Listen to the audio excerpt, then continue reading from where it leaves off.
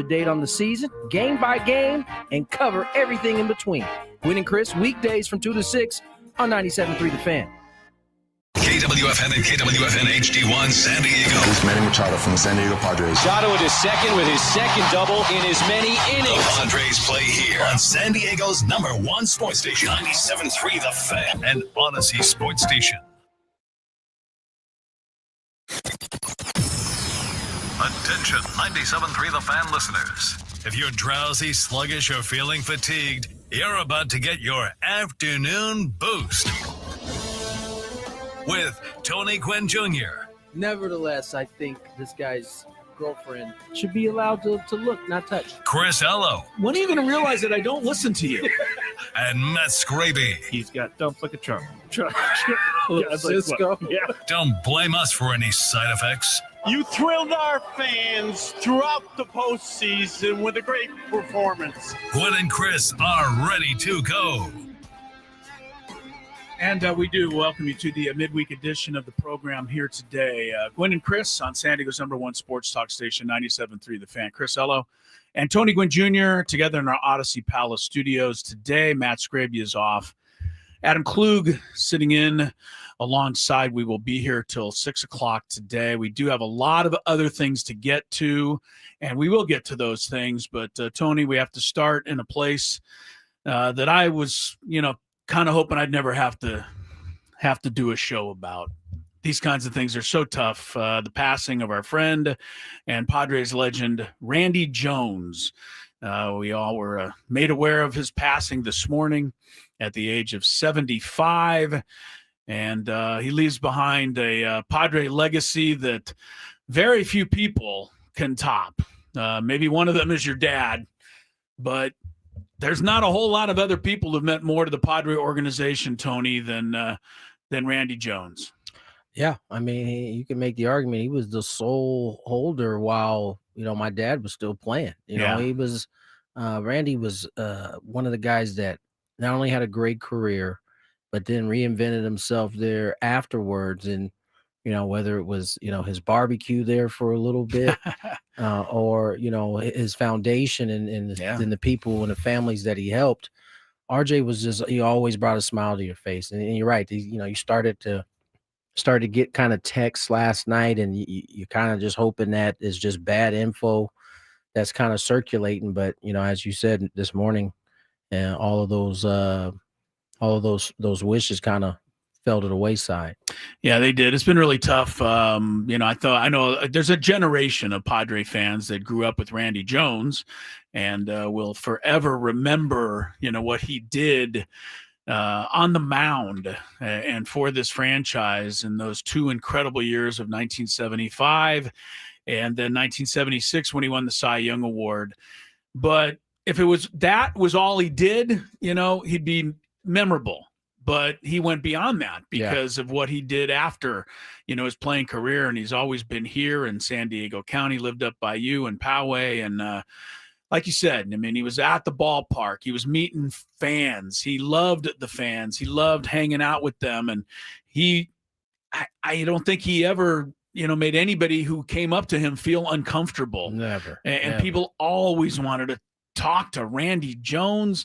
He was also, as Tony, down at spring training year after year after year after year, working with the young pitchers. I'm not even talking about the guys that of, right? The top of the line rotation guys. He'd go out in the backfield and help some young guy work on something. He just wanted to help everybody be around the game. And, then you mentioned his foundation, which he's had, and, right up until now, he leaves behind, a legacy. We always say a lot of great things when people pass, but it wasn't hard to come up with anything today to talk about Randy. On a personal note, Tony, we've made fun of the fact that I was a left-handed pitcher who actually did have curly hair, as a matter of fact, at one time. It wasn't red, though. It wasn't red like his, but and I didn't throw hard. And so, Randy Jones was an all-star pitcher in Major League Baseball. I'd be lying if I said I didn't look up to a guy like Randy Jones as one of my heroes growing up. and, just saying, look, here's a guy doing what I do. Maybe, who knows, maybe I could make it someday. Yeah. And, that was the effect he had on me. And then how many of us are lucky enough to get older into our lives and things come around, and then you get to meet somebody who is one of your heroes. And then how many of those people do you meet that exceed your expectations? You meet them and you're like, wow, he's even a greater guy than I would have ever imagined. So that's the story for me. My wife and his wife, Marie Jones, became very close over the last decade or two. My wife's been having a very tough time today, as many of us have. And, I don't really need to wish Marie Jones a lot of support, because she's one of the strongest people I know, Tony, if you know her too. So, but she's got everybody behind her in this community. And I know everybody's reaching out and sending their, prayers and whatever they can to Marie and Randy's two daughters. But my Randy and my mom were pretty close. So yeah, that's how I started to kind of hear about it last night. And Maria and my mom have a lot of similarities in terms of that. Yeah, sure. Kind of toughness. So, we should all be having the Jones family in our prayers as they go through this difficult time. But, it's funny how I came to know Randy. Remember, my dad was in the middle of his career as Randy kind of came into my life. And I didn't know, obviously, as a 9-year-old, 10-year-old going to Qualcomm or Jack Murphy at the time, that Randy was who he was. But I remember my mom, after grabbing some of his delicious barbecue, kind of like giving me the rundown, on how good Randy was as a player. And then as I started my professional career and come back to San Diego, Randy would always find his way to come by and say hello. And you build a relationship with him, getting to spend a lot more time with him after I retired and became a part of the organization. And this is one of those days where a lot of the organization and people around it, people who are touched by it in this city, will all kind of feel the same way. It's a rough day for all of us, I think, today, losing Randy. Yeah, I think the younger generation, probably doesn't grasp it as well as, sure, a little bit of the older generation. Your dad will always forever be Mr. Padre, and nobody's ever going to want to argue that. But I believe you could make a legit argument that you can almost say your dad may not have had a chance to be Mr. Padre if it wasn't for Randy putting the Padres on the map. And I don't know, maybe I'm overstating it a little bit, but I'm going all the way back to the first 5 years of this franchise's existence. Remember 1974, the year before Randy came on the Cy Young type scene. This franchise was basically sold to a group from Washington, D.C., and they were moving. We were going to lose baseball here. Ray Kroc, the McDonald's billionaire, came in and, saved the day, kept the team in San Diego. But the only team the team in 74 was famous for was Ray Kroc coming on the mic one night and saying, "I've never seen such stupid ball playing in my entire life." He said that over the PA system one night. Pretty much that's all anybody knew about the Padres until Randy came along. Yeah. He put a national spotlight on the San Diego Padres, and he was easily the first to ever do that. Yeah. Anyway, we're going to miss Randy Jones. We're going to talk with Ted Leitner. I texted him this morning, and I know he's as, broken up as the rest of us, but Ted's nice enough. He's going to come on in the 3:00 hour, share some of his recollections of Randy Jones. So we will talk a lot more about it throughout the show today. In the meantime, we'll try to get to the rest of everything else that's going on. We had an Aztec basketball game last night that I was going to watch until I got wind of what was going on with Randy, and guess I didn't. Glad I didn't watch it. It didn't turn out too well. It wasn't. At times it was a fun watch, and then but then the rest of the time it wasn't. Aztecs came back from 12. Miles Bird hit a half-court shot. Yeah. I mean, all net to send it into OT. They then would blow 2 4-point leads in OT and then in double OT, and they go down. And it's, according to Mark Ziegler, this is a tough loss based on, was it net palm and it being a non-conference home loss. You remember last year when they beat Houston, that basically put them in the tournament. Now, when they go to Las Vegas next week, they're going to have to do something. If they beat somebody like that, it's only probably going to bring them back to even. Right. Because they have to have a couple of those now. Right. They may need a couple of those now. But we'll talk more about that a little bit. Also, Chris Johnson, I think he might be on his way to being an All-American. Yeah, no doubt. San Diego State's a great cornerback will join us on the program today. And your other partner, Jesse Agler, will be on in the 4 o'clock hour. We'll talk some Padres stuff, give you the latest on what's happening with the Friars, and catch up with Jesse. But certainly with a heavy heart that we forge on today. 75 years, Randy Jones. And I just want to say that when the sadness wears off, Tony, there's going to be a lot of amazing, fun memories that are going to make a lot of people smile when Randy Jones's name is brought up. And that's a pretty good legacy to have. Yeah. So we'll take our, we're a little bit ahead of the break. We're going to do our daily gambit, of course. We're going to do our Chris versus the fans. Adam's going to sub in on the Big Five today. So we will get to all the rest of our stuff. But let's take our first time out. Come on back, and we'll get rolling here. Gwynn and Chris on a heavy-hearted Wednesday. San Diego's #1 sports talk station, 97.3 The Fan. Picture it, your holiday table, the family.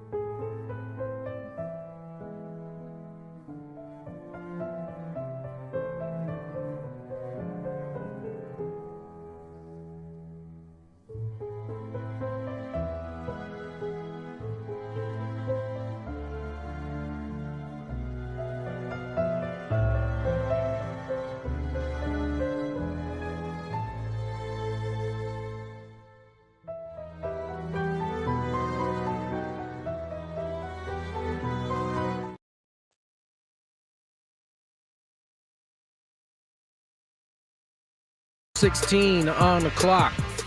Tony Gwynn Jr., Chris Ello, Adam Klug sitting in for Matt Scraby.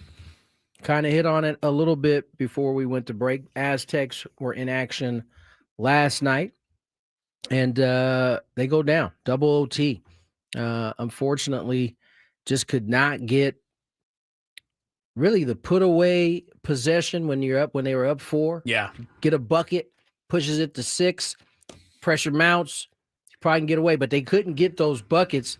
No. And then a couple turnovers at the wrong time. Yeah. It was it still looks like a team trying to figure out how to play with one another. This is a group that, although there's a lot of guys back, still trying to mix in some of the new guys they have in as well. You know what? It takes time. It does. I think with a bunch of new players, what takes a lot of time, I think, Tony, is, especially at the Aztecs play, is getting your defense coordinated. Yeah. And Brian Dutcher said, look, offensively, we were not great.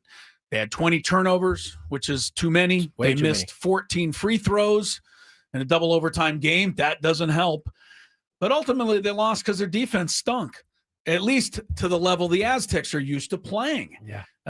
Troy was, running a 5-out. They were getting backdoor cuts, wide open layups. They were beating the Aztecs off the dribble.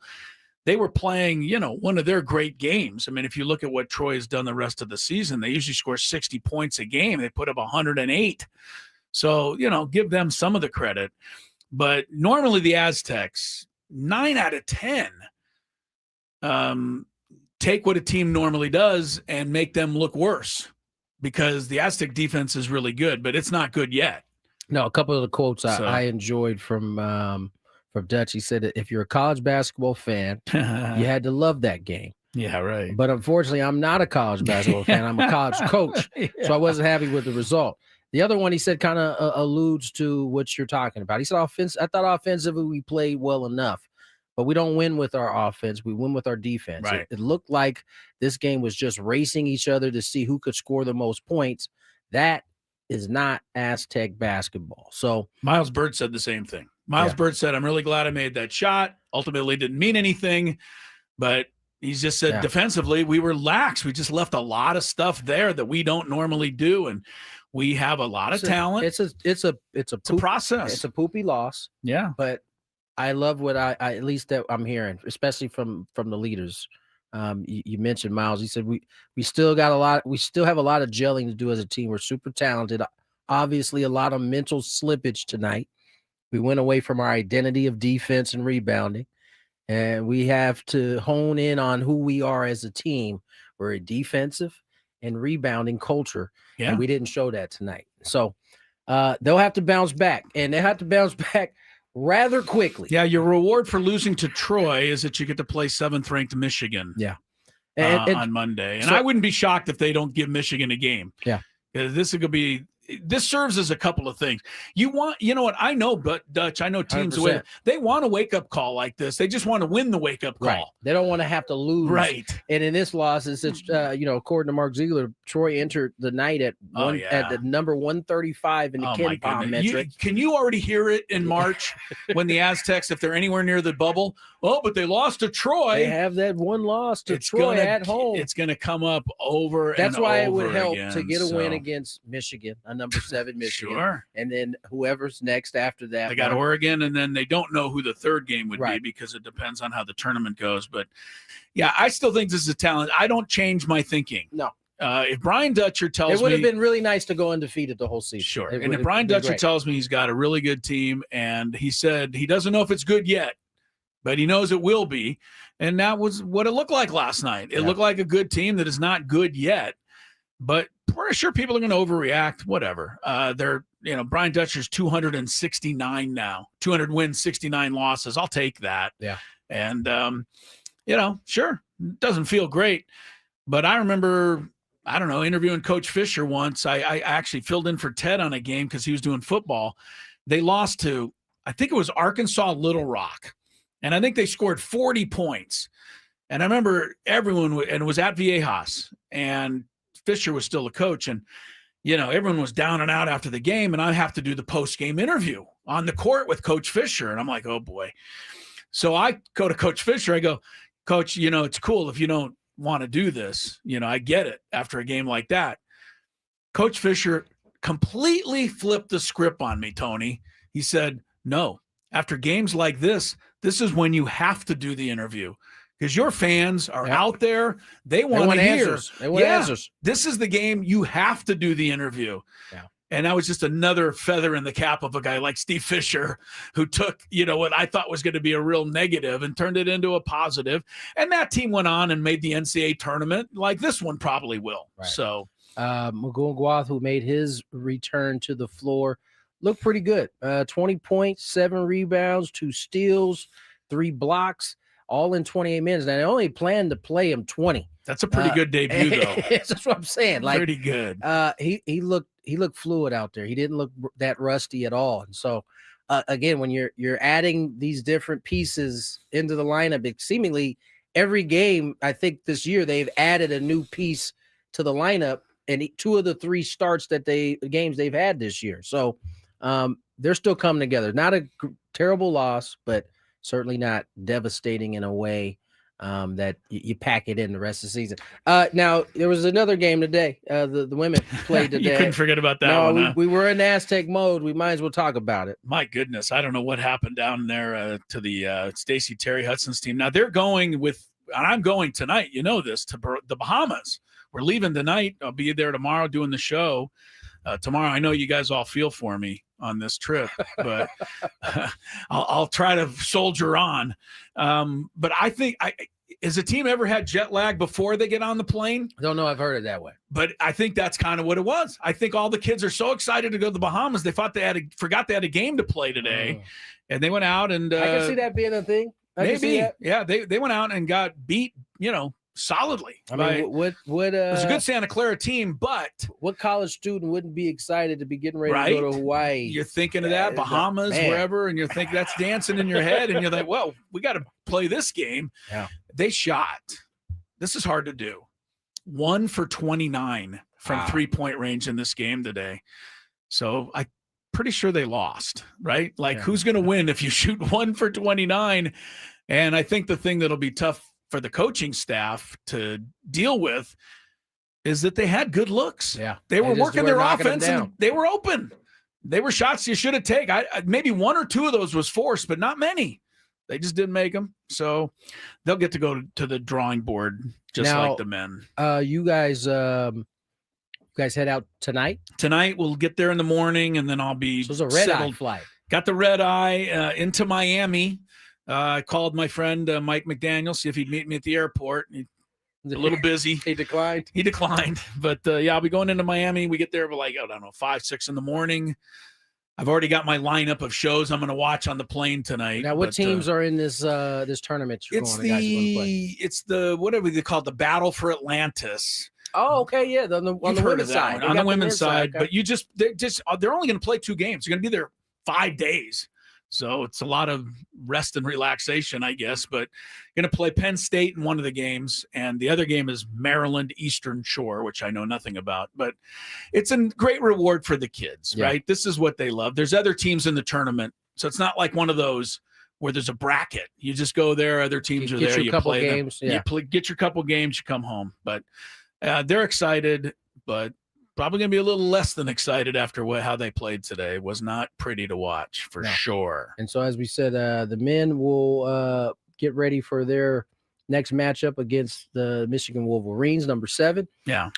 And you guys, do you know who your guys are facing the first game? Yes, is it Maryland will be first on Saturday, Maryland Eastern Shore. Monday will be Penn State. I love this, Tony. I love the way these kids travel. We get there Thursday. Don't play till Saturday. I mean, what are we waiting? So why didn't we get there last week and really get some rest? I mean, come on. I have a sneaky suspicion they may not be resting as much as not after that performance. I bet you there'll be some shooting practice tomorrow. You guys are gonna be shooting in the ballrooms here. I'm sure pretty soon here after you guys get in.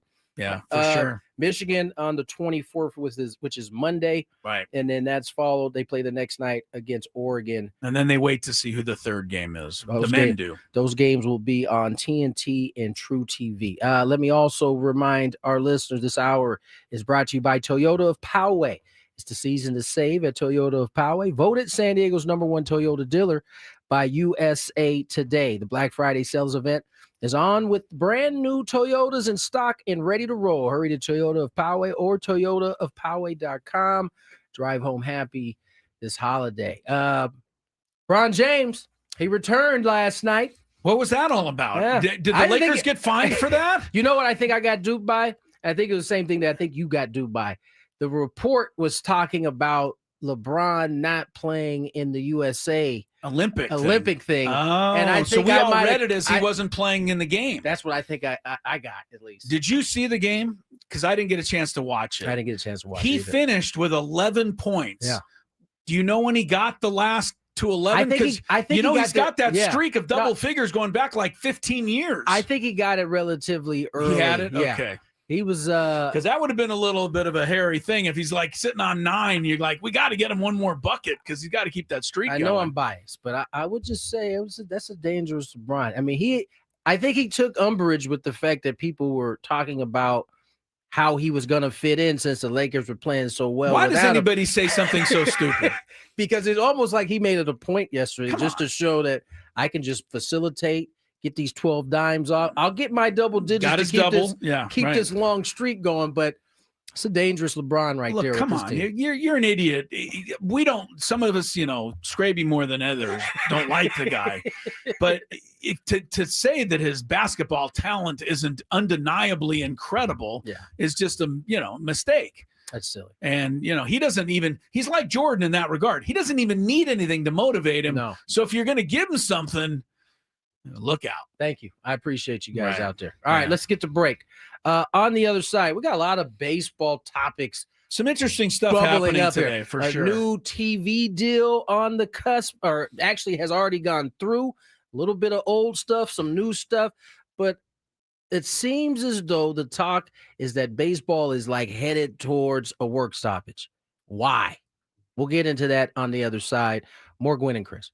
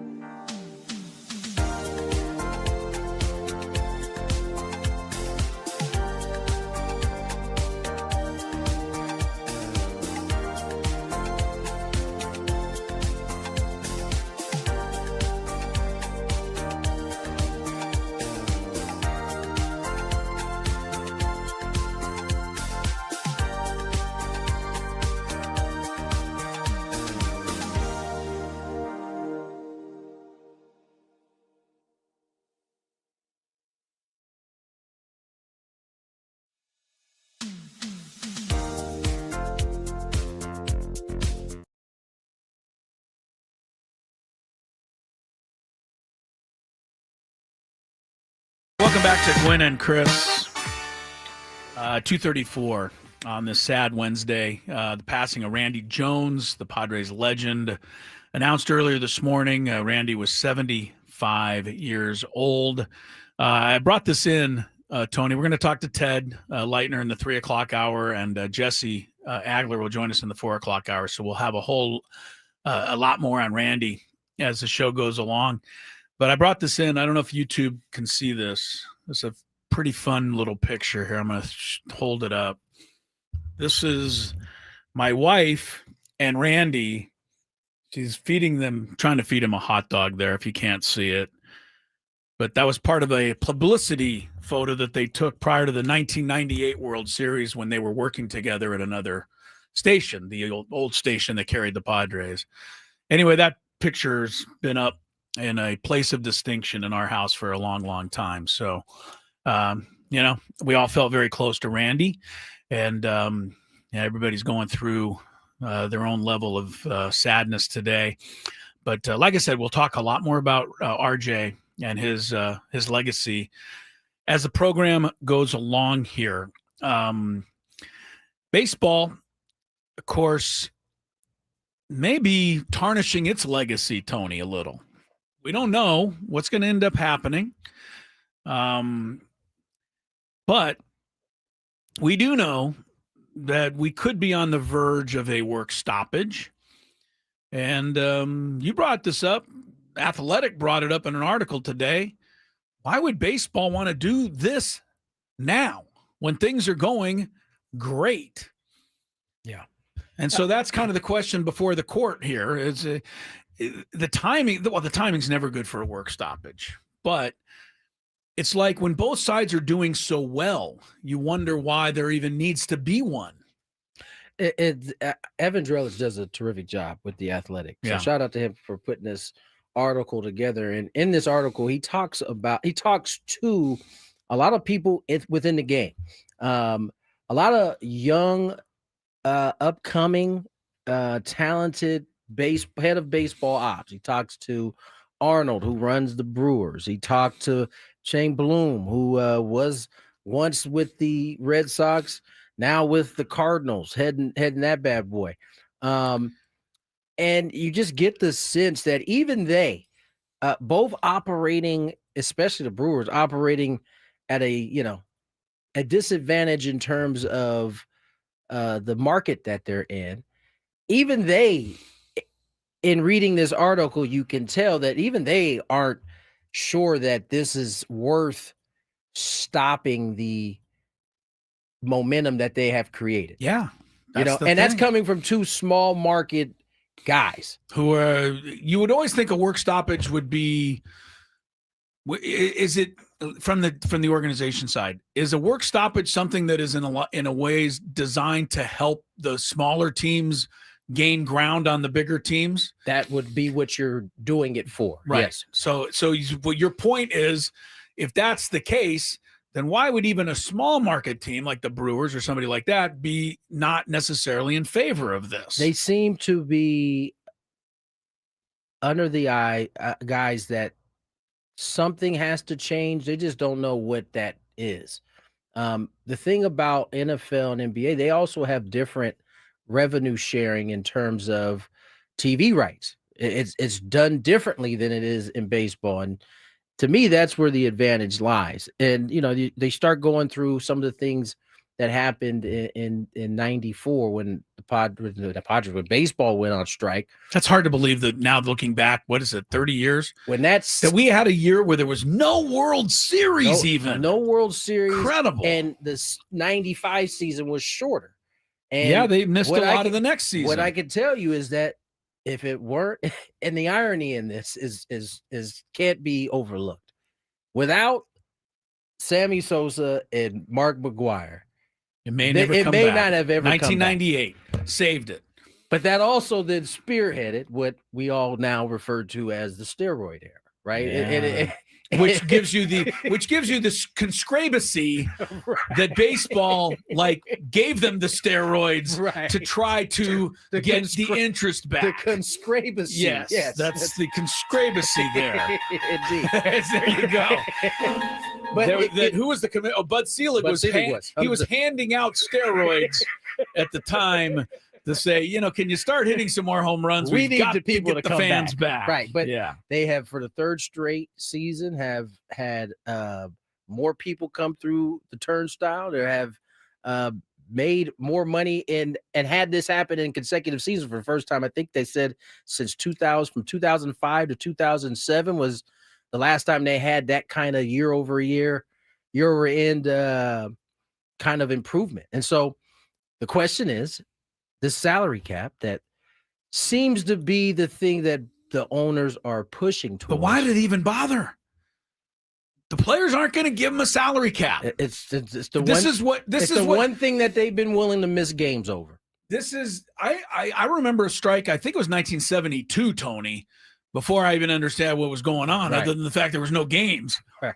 But I'm pretty sure it was the same thing. Right. They wanted, to put a cap on salaries then. And, that was also more about free agency, giving them freedom. Right. But to be able to move. Right. The whole idea was we got to cap salaries. And the players said, no, we're never, ever going to agree to it. And we're 50 years later and they're never, ever going to agree to it. So shouldn't the baseball ownership, and, I guess that includes the commish, our guy, Rob Manfred, but shouldn't they just try to work within those parameters to save it, so we don't have to go through this? And I don't know. It's a. You're damned if you do. I guess you're damned if you don't. Manfred, according to, in the article, it says Manfred's position is that at the least, the sport has a perception problem that causes fans in smaller markets to doubt their team's chances. One club executive went further. If the goal is to have success determined by things other than your revenue, we are far from that right now, said an anonymous National League GM.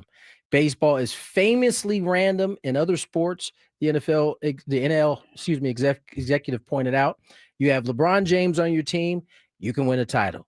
You don't, you probably can't. If you have Lamar Jackson on your team, you're good. If you don't, you're looking for Lamar Jackson.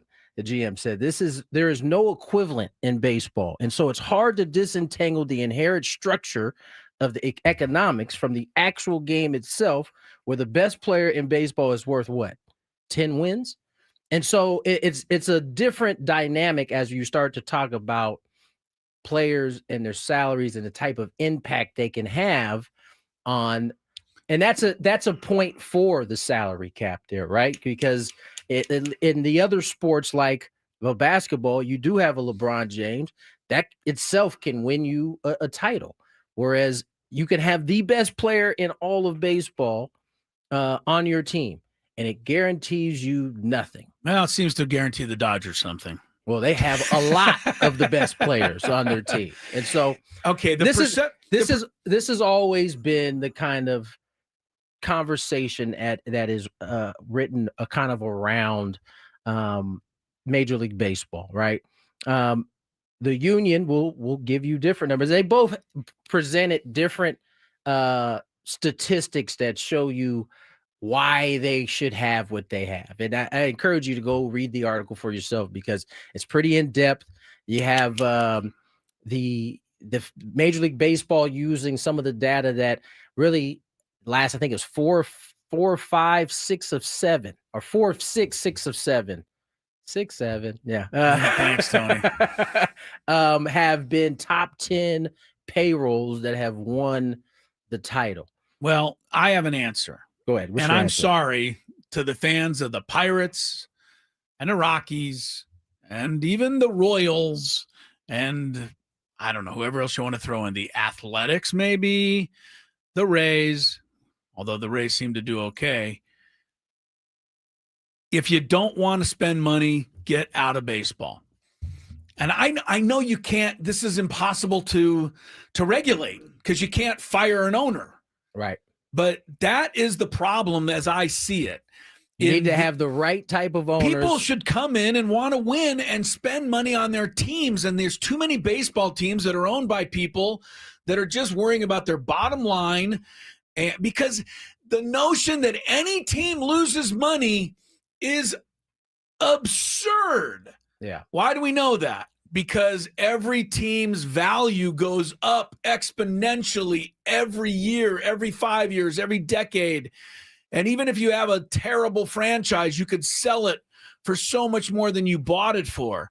So tell the Pirate owner, tell the, whoever, the A's, all these other Yahoos out there, the Rockies for sure, and tell them either sell your franchise or get out of our way. You're wrecking the sport. I know it's not going to happen. I'm dreaming here. No. One of the agents in the article kind of put it like this. He said, Manfred Clark, who he's talking about Tony Clark, the head of the Players Union, has a good reason to allow canceled games in 2027. Everyone else in baseball seems to be kicking ass, said the agent, who was granted anonymity to speak candidly. If we miss games, they both should step down. So, there you go. We don't talk politics on this show, and I'm not going to. But if you know what we all just went through with the stoppage in the government, you heard a lot of the very similar stuff from both sides. Both sides, yeah, for sure. This guy, that guy. Okay, so this is what happens in life. Unfortunately, we all sit there and go, well, let's get some people in there who want to get the government going. Let's get some people in baseball who want to do it right. Let me give you the figures the MLB offered, and then I'll give you the figures that the union then countered that with. Okay. They said this year, a top 10 payroll club with the World Series won 4 consecutive years, and the 6th time out of the 7 seasons, a bottom 15 market hasn't won since Kansas City Royals in 2015. In that same period of time, MLB said a combined 15 bottom half teams by market size have won in the NFL, NBA, and NHL. And payroll disparity, which the league defines here as the ratio of top 5 to bottom 5 payrolls, is about 4.7%. That's the largest on record dating back to 1985.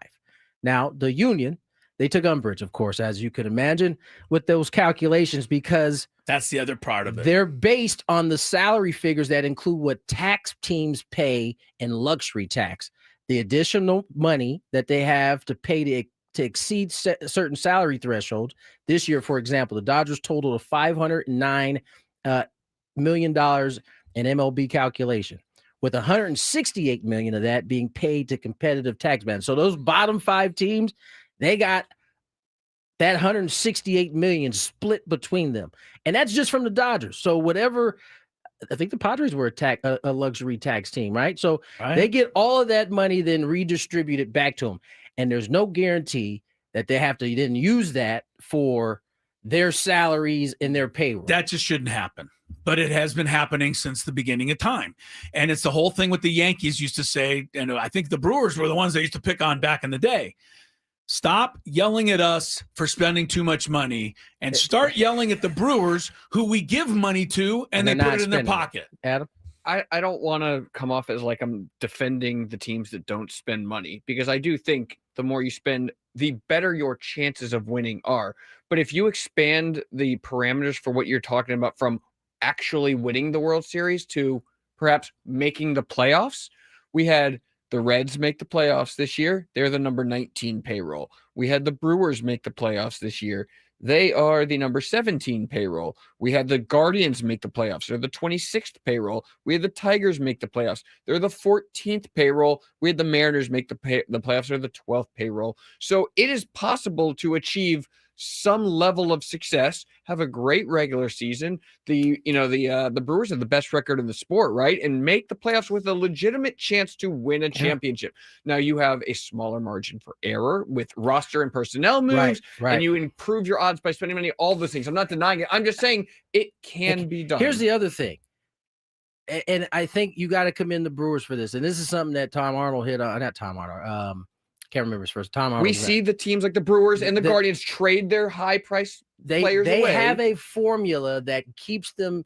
Now, listen, they can't miss on those moves. What I said. Your margin for error is smaller. My point is, maybe you put your money in hiring a guy like Arnold, who's running the Brewers, who's ran the Brewers for quite some time. Mets did. Which is what the Mets did. And the Dodgers took Friedman from the Rays. Right. And so if you're paying these guys and the right guys, because everybody hasn't turned out that way, right? I mean, Chaim Bloom has had his struggles. Now he's going to get another chance with the Cardinals, but maybe that's where you put your money in, because it's those type of guys that are going to give you that opportunity that you're talking about, despite not having the resources to hit the free agency market and put you in position to, all you need is, Brewers are like one of those teams that they continue to get there. They just need one difference maker. And if they can perhaps spend the money even on that one guy, that one But they can afford it. That's the thing. They can do it. They can afford it. They just don't want to do it. Number one. Number two, Adam's right. You have a smaller margin no matter what. So you hear the thing. That's not fair.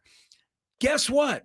There's no way to ever make Milwaukee as big of a market as New York. Yeah. There's no way to ever make Seattle as big a market as St. Louis, because Seattle's next to an ocean and the ocean isn't going anywhere. To me, so the market is what it is. And you have to go with it. We've talked about this. To me, the difference maker, the thing that pushes it over the top, is the TV distribution. So I don't know what the answer is in order to get the Dodgers and some of these major market teams to relinquish that.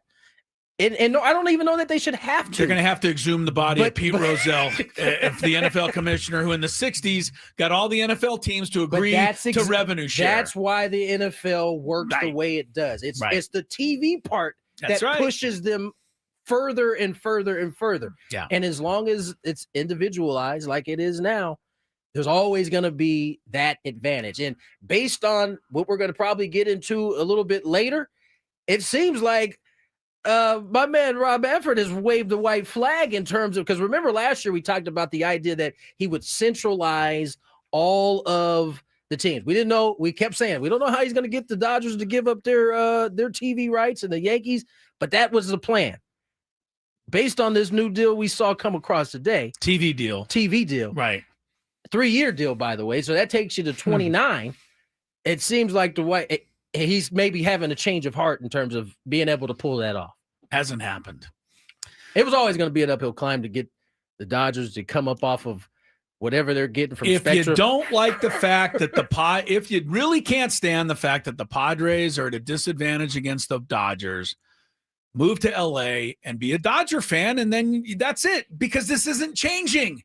We are a smaller market. Yeah. That can't change no matter what rules are put in. Unless you're going to get the Dodgers to start giving us some of the money that they make. And that's absurd. You know, you would never do that in your business, nor are they. So stop asking for it. There's actually one thing that could level the playing field. Salary cap.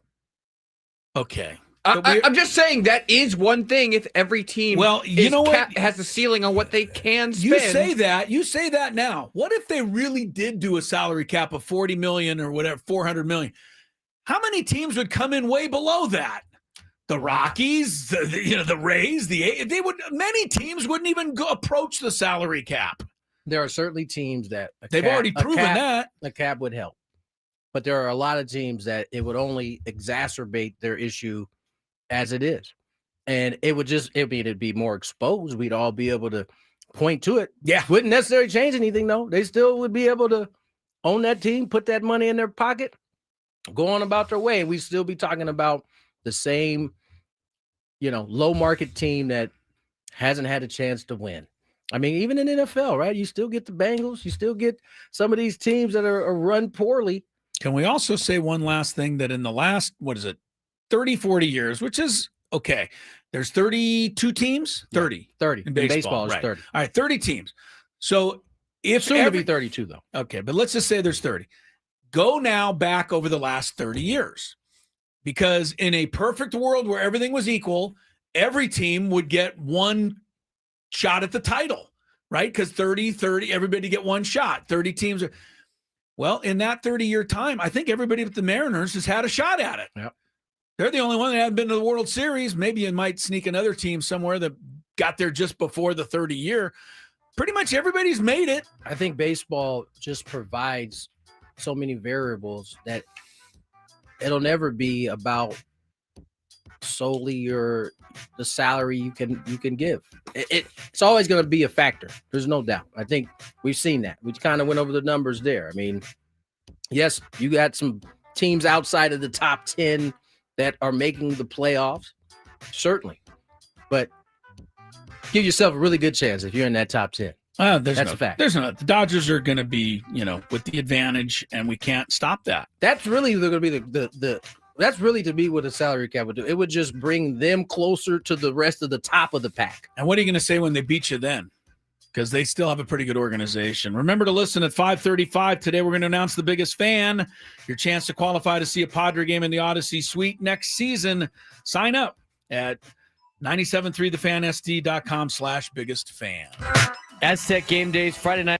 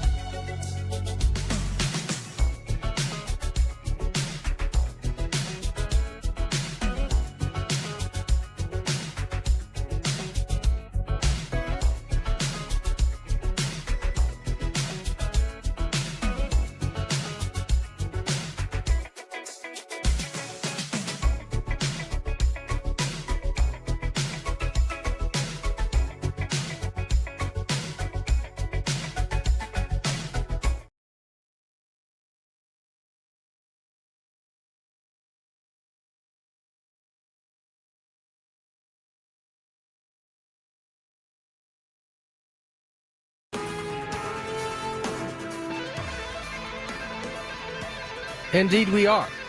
All guests on 97.3 The Fan. Join us on the David P. Shapiro Fan Hotline. David P. Shapiro, criminal defense attorneys, helping good people regain control of their future when charged with a crime since 2010. Visit davidpshapirolaw.com. We got a daily gambit. Just finished our spirited baseball discussion. Why don't they just listen to us? We got everything solved. Yeah. Get rid of all the stupid owners. Tell everybody if you're going to own a team, you got to spend some money. When you go buy a car, there's like a credit check. Like they make sure you got your stuff. There you go. Like you should have to have a certain amount there of money you go. to own a team. Well, but I think they all do have the money. They just don't want to spend it. They'd rather complain about the way baseball is set up, which is basically because we saw the report yesterday. The Pirates, are going all in on Kyle Schwarber. Oh, that's right. We did see that. We saw that. Now, we didn't believe it. But let's say it's true. That means they had the money all along. They just didn't want to spend it. Right. So stop trying to blame baseball. It's the crappy owners who make for such an unlevel playing field. Isn't it? No, I mean, there's a lot of owners out there not wanting to spend their cheese. Their cheese. They want to hang on to it. I'm not mad. Listen, it's not my cheese, so I get it. I know, but hey. I don't want to hear you complaining though. Yeah, the whole thing. Well, it's a business. All right, it's a business. But in any business, you make money when they say scared money don't make money. But when your business goes up in value, that's doing the right thing. And all of these businesses go up in value. And you know what they do once they get to the value they like? Sell it. Indeed. So please sell it. Indeed. I mean, what? Just take the Padres. I mean, they were bought at what 800 mil, 700 mil. What, and how many billion now? It's at least being projected at 2.5. That's a win for somebody. Woo. Yep. Daily Gam. Let's get to it. Do you like money? I think about money a lot. Do you like money without doing anything? Winning. Do you want to make money while watching sports? I think Washington is immortal luck. Washington! Woohoo! If you answered yes, this is your segment. Just don't blame us when you lose. Nothing is ever your fault. It's your game. Take it. Gwynn and Chris go through the top bets of the day in The Daily Gambit on 97.3 The Fan. All right, Daily Gambit, so named basically because there was a television show that was called Queen's Gambit, and we thought Daily Gambit might sound good. We don't bet anything on these games, but it's mostly a way of going through some of the games that are coming up, and we like to have some fun making our picks and see how we do. Remind me at some point later, so we're going to have to discuss that Orioles trade that seemed to make no sense to me. Orioles and Angels. Yeah. Taylor Ward. Made no sense. All right. So we'll get to that a little later. Yes, sir. Ted Leitner is going to be on in the next segment, more on the life and legacy of our dear departed Randy Jones. Good night for you, Tony, 7-2. You lost on the Aztec game, which we all did. You also lost on Ohio football. They were favored by 34.5 over UMass, and they won by 28. So you didn't cover. Scraby also 7-2. I was not as good as you guys. What was that record? Me? 4-5, which is, credible, but not good. Is it? You lead the week. No. Trying to keep myself upbeat. You're 11-6. Scraby's idle today, but he's 11-6. I'm 9-8. So it's close as we go into tonight's games. You know how I love to focus on the worst teams in the league. So tonight, let's look at the Washington Wizards. Are they even still in the NBA? I forgot My they existed. goodness. Who's on their team? That's a great question. They've lost 11 in a row. Let's see. Currently, they are 1-12. Tonight, they're in Minnesota. So it's a big spread. 16.5 for the T-Wolves over the Wizards. I mean, ever since Michael Jordan retired, the Wizards have been bad. And they were bad when he was with them. They got to the playoffs, didn't they? They've snuck a couple, but not many. I think Gilbert Arenas got them into the postseason one year. 1-12 on the year. I know. 1-12. Who lost 11 straight? Yeah. I mean, like, what do you do if you're a Washington Wizards fan? Just, I guess, go see Ovechkin play. So they what? They got a. Their only win was over the Mavericks in the second game. Okay, so they lost the first one, won the second one, so they were 500. Yeah, and then 11 straight. Alex Sarr, leading scorer of the Wiz, and he's out tonight. Is he? Yeah. Oh, I'm trying to give you somebody on their team. I've not heard much of him. How about Kaishan George? He's not listed as injured. So here's a couple players you've heard of. You got to feel bad for these guys, veterans that have just like ending their career. Oh, my man from New Orleans is CJ there. McCollum. CJ McCollum. And the Bucks traded Chris Middleton there. What did he ever do to the Bucks to be traded there? All right, after all that, who do you want? T-Wolves minus 16.5. Or are you going with the Wiz? I'm going with the Wiz, baby. I'm going with Timberwolves. T-Wolves. They got to win sometime. And I mean, to me, the T-Wolves. I mean, they're not going to win. They might cover. Yeah, I'll take the Wiz to cover. Okay. All right. As bad as the Wizards are, they're not as bad as the team that was in the NBA Finals last year. Indiana's 1-13. Wow. And now we know they lost Halliburton, but they still got some players besides Halliburton. They've got some players. Miles also Turner. Lost Miles Turner, right? Too. But still, Mathurin, Siakam, Nemard, Nesbitt, Toppin. I don't know. Siakam's averaging 25 a game. I know. Look, Carlisle's a legit coach. Oh my God! Look at all these outs. Yeah, they got some guys missing though. Toppin's played 3 games. Mathurin's played 3. Naismith's out. It's bad. TJ McConnell's only played 4. They both of these teams is beat up. But tonight, Indiana's got a shot because they're home to the almost as bad Charlotte Hornets. Charlotte favored by 1.5. I say Charlotte sees an opportunity to win. I'll take Charlotte on the road. What do you like? You got the Pacers at home? Yeah, no, I'm gonna give me ball. Give me the ball, bro. Give you a ball. Give me Charlotte. Jokic is averaging 53.5 for the season, points, rebounds, and assists. He's averaging a triple-double easily. 29, 13, and 11. His over-under tonight is 51.5. Let me make sure I know who he's playing. He's playing the Pelicans. Yes, he is. He is so. The thing is this sounds like a negative on Jokic, and maybe I shouldn't, but he does get the ball every time down the court. They run everything through him. So he should have some points. He should have some assists. But this many? Come on now. Yeah, right. And he's tall and he gets the rebounds. Over under 51.5. Tony. He's averaging 20. And he's averaging 53.5. Give me over. He's going to hit the over easy. Pelicans can't stop him. No. Sounds like an over. Who scores more tonight? SGA at home against Sacktown or Tyrese Maxey at home against Toronto? Maxey is a machine when it comes to scoring. We know what SGA can do. I'm going to take SGA tonight. Sacramento, they don't guard anyone. Tony, Maxey or SGA tonight? Separate games. It's a tough one. What's the bet? Who scores more? Yeah, scores more points. OKC is home to Sacramento. Maxey is home to Toronto. Give me Maxey. Maxey, all right. We have a women's game tonight that I couldn't pass up. University of South Carolina, home to Winthrop. I've never seen a spread like this in any game I've ever seen. That bad, huh? How about 61.5? Wow. What do you think, Tony? I don't know. South Carolina versus Winthrop. Huh? Winthrop. Yes, Tony, know where Winthrop is. Is it in South North Carolina? I think it's in North Carolina. It's in one of the Carolinas. I feel pretty confident about that. I do too, but I'm not sure which one.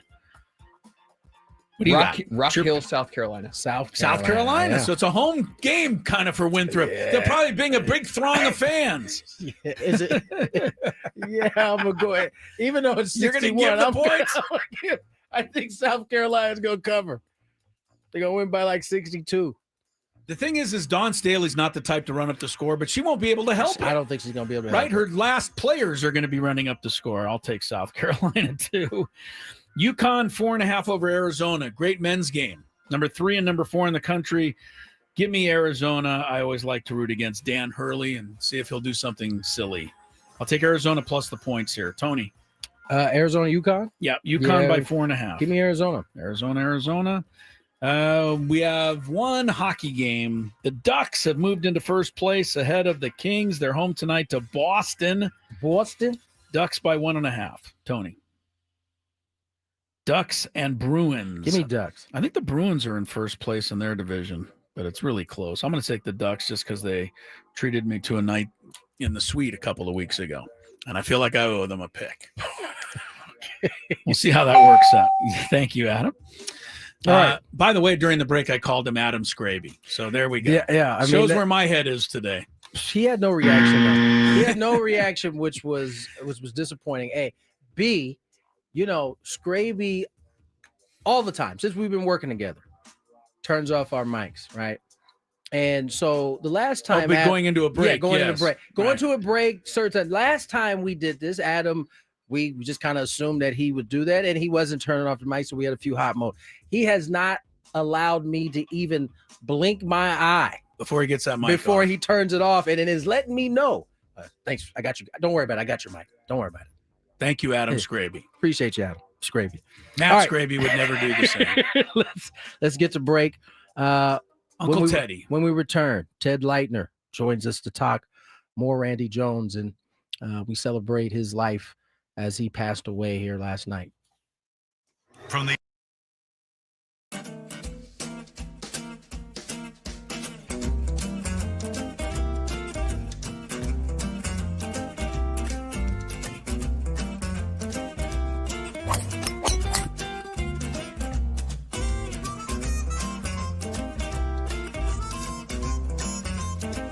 these things. It even tells you, hey, there's a canyon over here. Don't hit it here. Scraby from about 45 feet. His caddy tells him to play it a little to the right. He's been playing well so far today. 4th hole.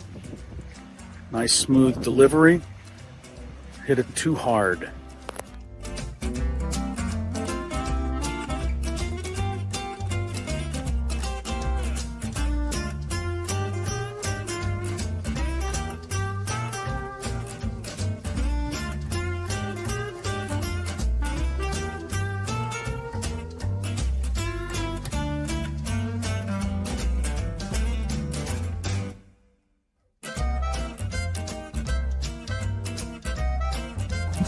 Sasquatch. So Chris says that he can't play golf, but this is the second birdie putt he's made for us. This time it was like 20 feet. Thank you very much, Greg. But once again, you're hitting some very nice shots as well. I'm not usually complimentary to you, but can't help but be complimentary. Your shot making today. With my what? Your shot making. You hit some.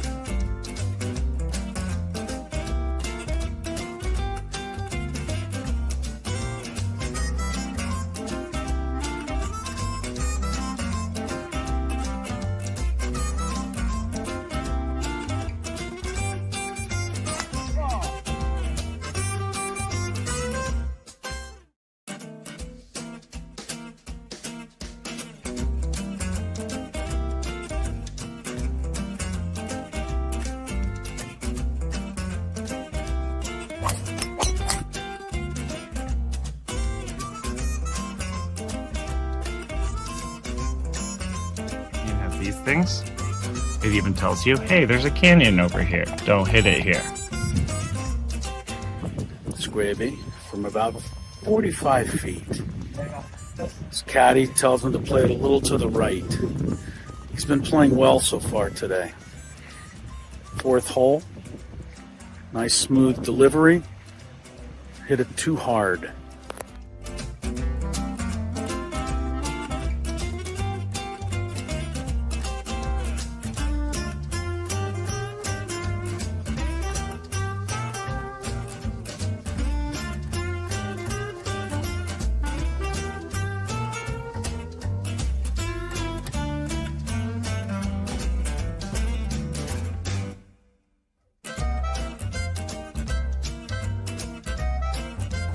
Sasquatch. So Chris says that he can't play golf, but this is the second birdie putt he's made for us. This time it was like 20 feet. Thank you very much, Greg. But once again, you're hitting some very nice shots as well. I'm not usually complimentary to you, but can't help but be complimentary. Your shot making today. With my what? Your shot making. You hit some.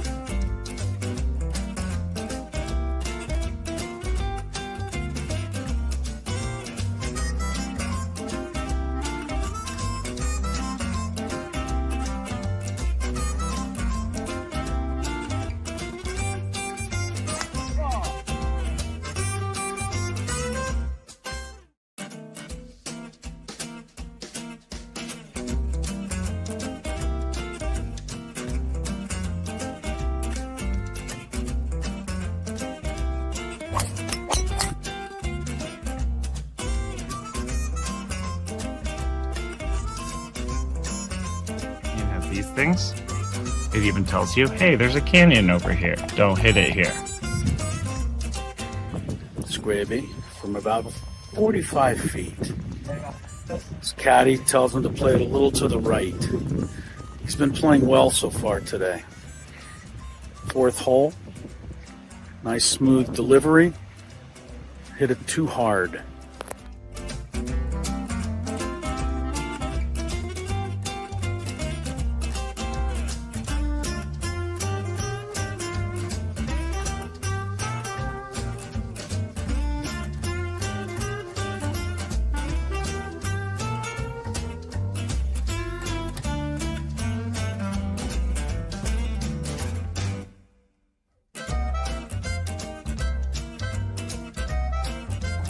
Sasquatch. So Chris says that he can't play golf, but this is the second birdie putt he's made for us. This time it was like 20 feet. Thank you very much, Greg. But once again, you're hitting some very nice shots as well. I'm not usually complimentary to you, but can't help but be complimentary. Your shot making today. With my what? Your shot making. You hit some.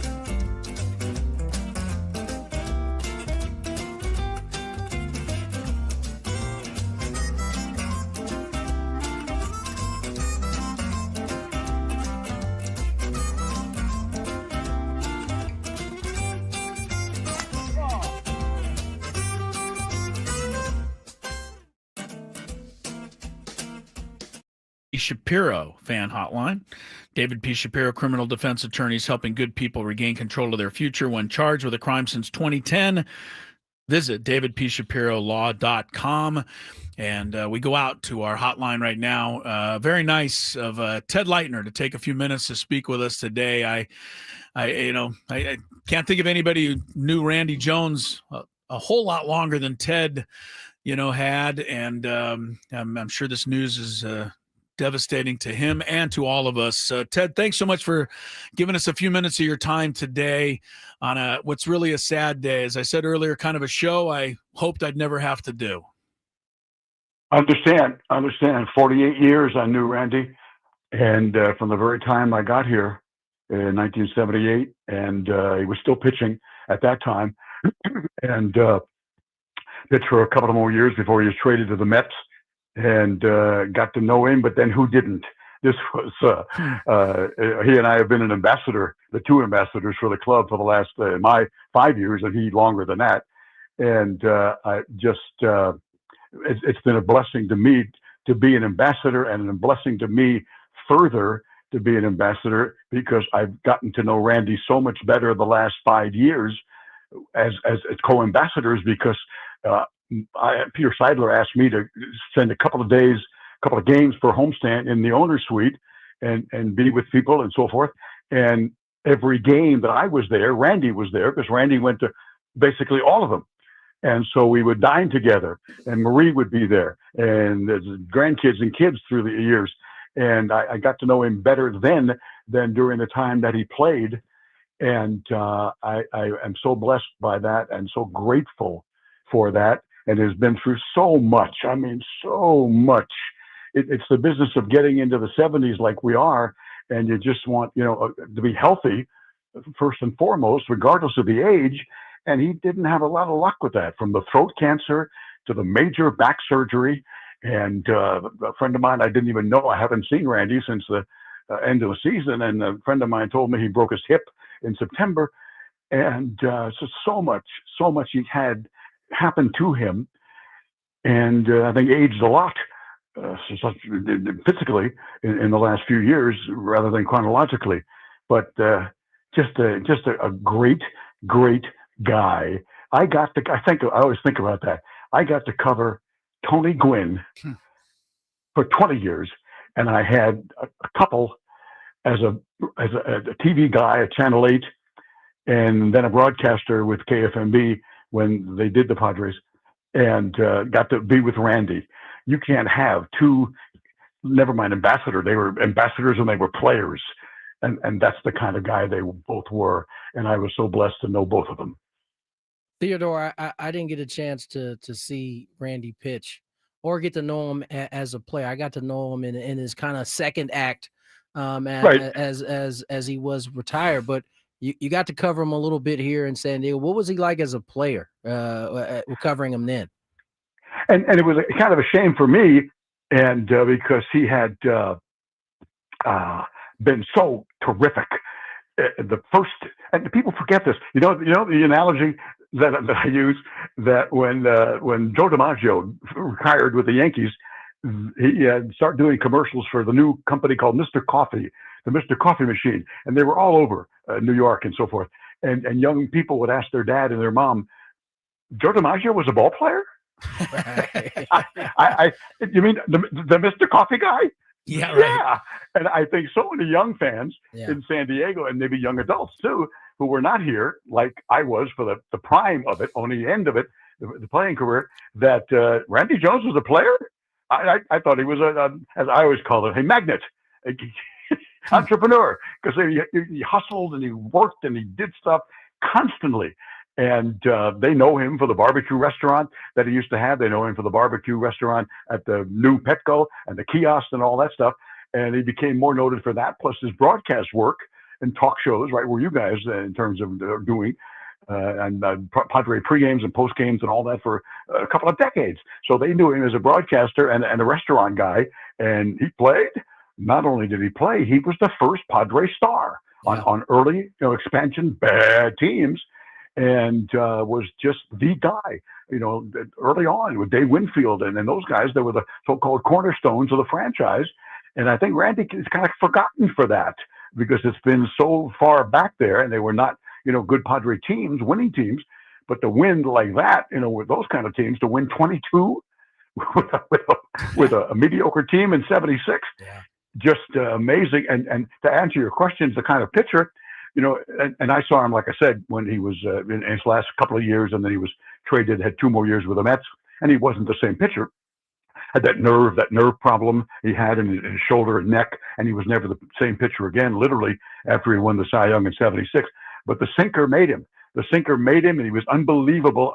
He was just unhittable. It's just like Trevor, with the changeup, the Bugs Bunny pitch, calls it, where you could tell him, hey, changeup is coming. They still couldn't hit Trevor. Yeah. And the same thing with Randy. It's a sinker, but I can't hit it. My favorite moment was Pete Rose. He owned the all-time hit champion. And Pete, one time, of course, batting right-handed against Randy, the lefty, got so frustrated, he came up and he batted left-handed against him. And thought, hell, I can't hit him right-handed. I'll try lefty. That's and when, grounded that's when out. you know you're frustrated as a hitter, when you exactly decide to go right. same side. And grounded out. So Randy, and the fascinating part, and it shows how much the game has changed. I'm not a big stat guy. Not a big stat, algorithms, all that stuff. I'm not big into that, but there's some that are amazing. But to show you how the game has changed, when he won the Cy Young, 315 innings. 315. You know when you'll see that again? Never. Yeah. In that same year, 25 complete games. Yeah. That's got to be more than the entire National League combined last year for himself. And what made him even better, and he told me this, that with the sinker, he had it early sharp, and then you get a little less sink later. But when he got tired, it always sunk like crazy and moved like crazy. So he got better as he got tired. And so if you can get him out of there by the 6th, he was going 9 and you were going to lose. good chance you were going to lose. And it always fascinated me because it was really, really hard to hit. And like I said, he was fantastic, and it all peaked in that '76 season when he beat out Jerry Koosman for the Cy Young with the Met star, and Don Sutton, my old buddy with the Dodgers, and Steve Carlton with the Phillies. That's what young people need to know, that this Randy Jones, great guy, ambassador, barbecue restaurateur, but one hell of a pitcher in his Cy Young year. Yeah, for sure. And, the fact that he said he got tired as the game went on, that was the excuse he told himself to stay out late before the night before a ball game. Like, I better stay out here for another couple of beers just to make sure I'm tired tomorrow. My boy RJ didn't need it. My boy RJ didn't need any excuses to stay out late for another couple of beers. Ted, you're so good at doing stuff like this. I mean, everybody's going to try to, how are we going to remember? What is his legacy going to be when the sadness wears off?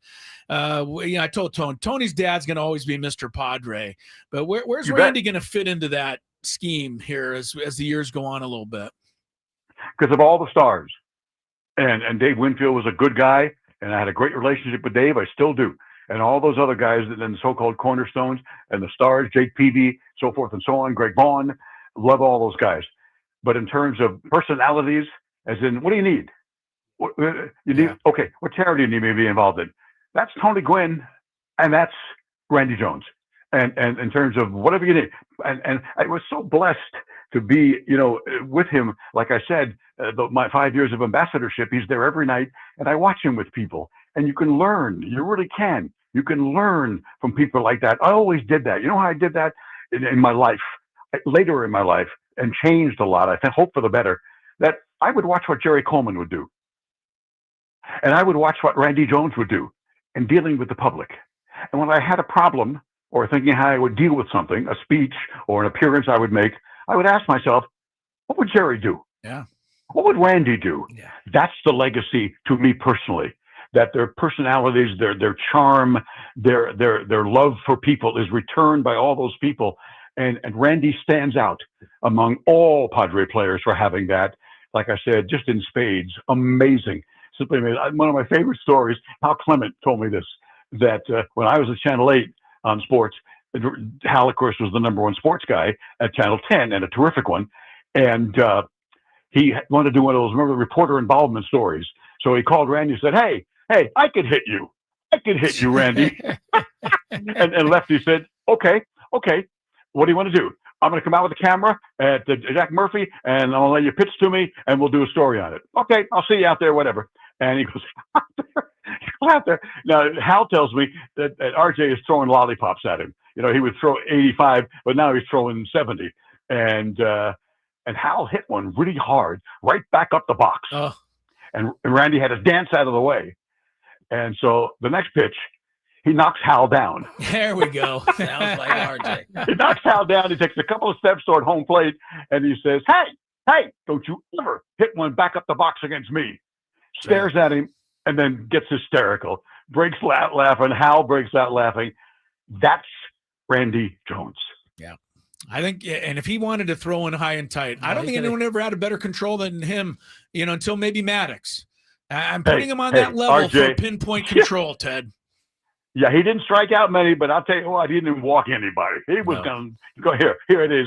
Go ahead and try to hit it. Ground it out. Give me a double play. I know you will. And he had 90 strikeouts, even the Cy Young Award winner year. 90, nothing. It was not about that. I'm going to put it in play. I'm going to use my defense. I'm going to go get a drink of water. That's it. Ted, thank you so much. We really appreciate you doing this today. I know you had probably a lot of people calling and asking. It was very nice of you to join us, and we appreciate it a lot. Thanks, sir. I appreciate it. It was a tough night hearing the rumors, and then making a lot of calls all night long and trying to reach people, and now we know, and I miss him already. Yeah, well said, as it always is by Ted Leitner. Thank you, Ted. Thank you, Theodore. Thank you, guys. Yes, sir. I appreciate it, guys. Yeah, you bet. Thank you. Ted Leitner on the David P. Shapiro fan hotline. Criminal defense attorneys helping good people regain control of their future when charged with a crime since 2010. Visit davidpshapirolaw.com. Talk about relating to people and making them feel 100 feet tall. I told you guys this before the show, Tony. Randy Jones, in our friendship later with my wife knowing his wife, he called me lefty. Yeah. Now that can make you feel pretty good when one of the great lefties is calling you lefty. That's what he was about. All right. Thanks to Ted. More Gwynn and Chris. Chris Johnson will be next. Aztec football. He could be on his way to being an All-American cornerback. Looking forward to visiting with him. Later on, Jesse Agler with some more Randy Jones legacy talk as we continue on this Wednesday, 97.3 The Fan.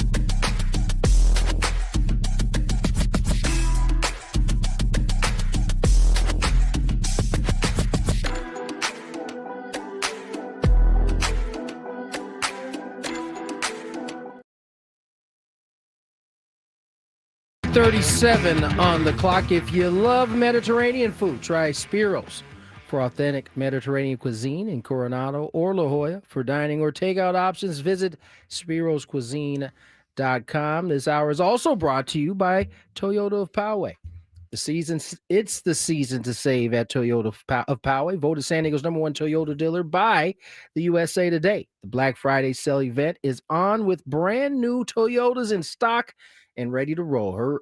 Hurry to Toyota of Poway or toyotaofpoway.com and drive home happy this holiday.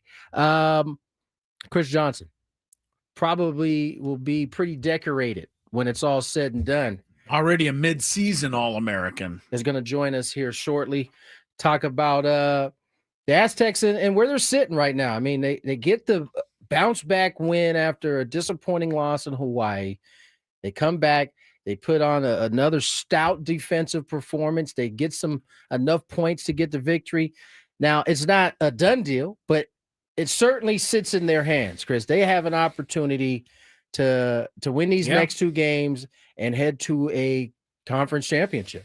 They got 2 games. If they win, they're in, right? Yeah. San Jose State is the first one. Now, the tough one's that New Mexico Don't game. overlook, though. We've heard this one before, but San Jose State is coming off a 55-10 loss last week to Nevada, which hadn't won a game. So you like your chances, but got to get the job done at home in the home finale, as it were. And then you go to New Mexico. Quick note on New Mexico. They lost earlier this year to San Jose State. So I'm not saying it's going to be easy because I think New Mexico's undefeated at home, where the game will be in Albuquerque. Sounds like anyone can get got. That's what it sounds like. Anybody can get got, and including the Aztecs, because we saw what happened to them in Hawaii. But, Chris Johnson's been a big part of this whole thing, and I watched him the other night against Boise State. And this was after he missed the game. That was in part Hawaii, of the Hawaii thing. If I remember he either correctly. missed it all or he missed some of it.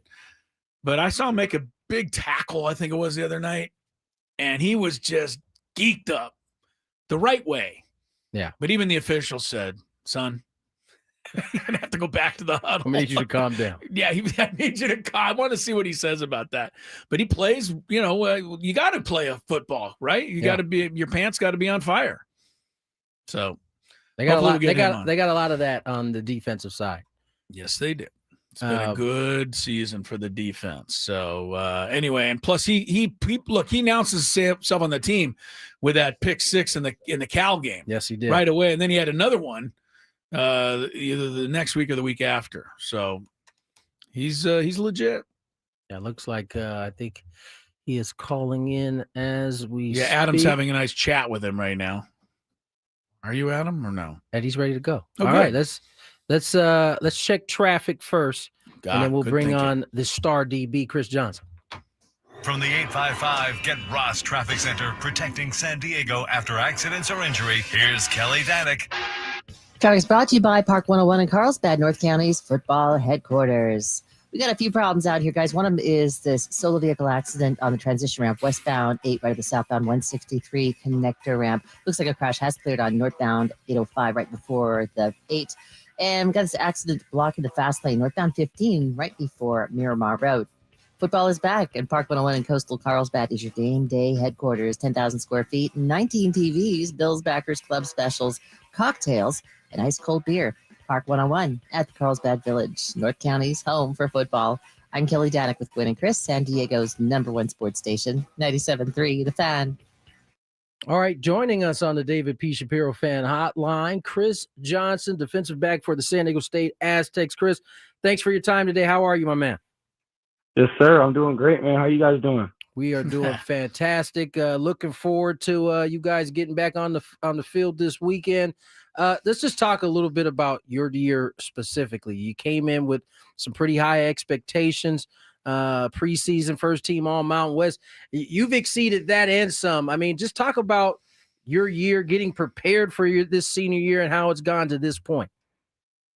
Yeah, yes, sir. First and foremost, I want to thank you guys for having me on today. Yeah, going back into this year at the start of the year, I made a choice to come back, back in the wintertime after, our disappointing last season. And I pretty much just had to sit down with all the coaches and told them, like, man, like, this is where I want to be. I want to stay here. I want to win here. And obviously, so far this season, that's what we're getting done. And hopefully we could just keep it going. Chris, I want to talk about playing the corner a little bit here. But before that, I wanted to ask you about how you play a little bit with your hair on fire there. I saw a quick shot the other night. You made a tackle against Boise State, and, man, you were geeked up. I think even the official tried to calm you down a little bit. But that's the level. That's what you got to go out and play with. Where does that all come from? Yes, sir. I feel like that just comes from being confident in myself and my brothers around me, for me to be able to react like that and know that, whatever goes down, my brothers got my back. And, yeah. Chris, you guys play a certain kind of a defense. You guys are kind of left on that island out there as defensive backs in this specific defense.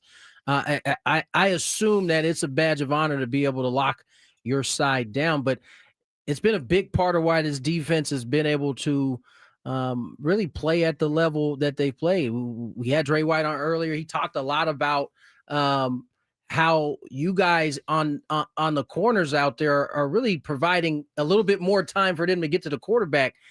Just talk about that specific part of it. You guys being on an island, playing man-to-man defense as much as you guys do, and having the success you guys are having. Yeah, yes, sir. Being able to run this defense is just a really big compliment from the coaching staff for believing in us in the back end. Even as far as the safeties go. But a big part of playing man coverage is, it's man to man. So if you against somebody else, but at the same time we're relying on everybody else. So like how Trey said, we give them some extra time to get to the quarterback. Like, he's giving us less time that we have to cover because him and the rest of the D-line are getting to the quarterback. You know what I mean? Same thing goes with the linebackers, where maybe they're dropping off in a low hole or they're adding on to the blitz and, something happens.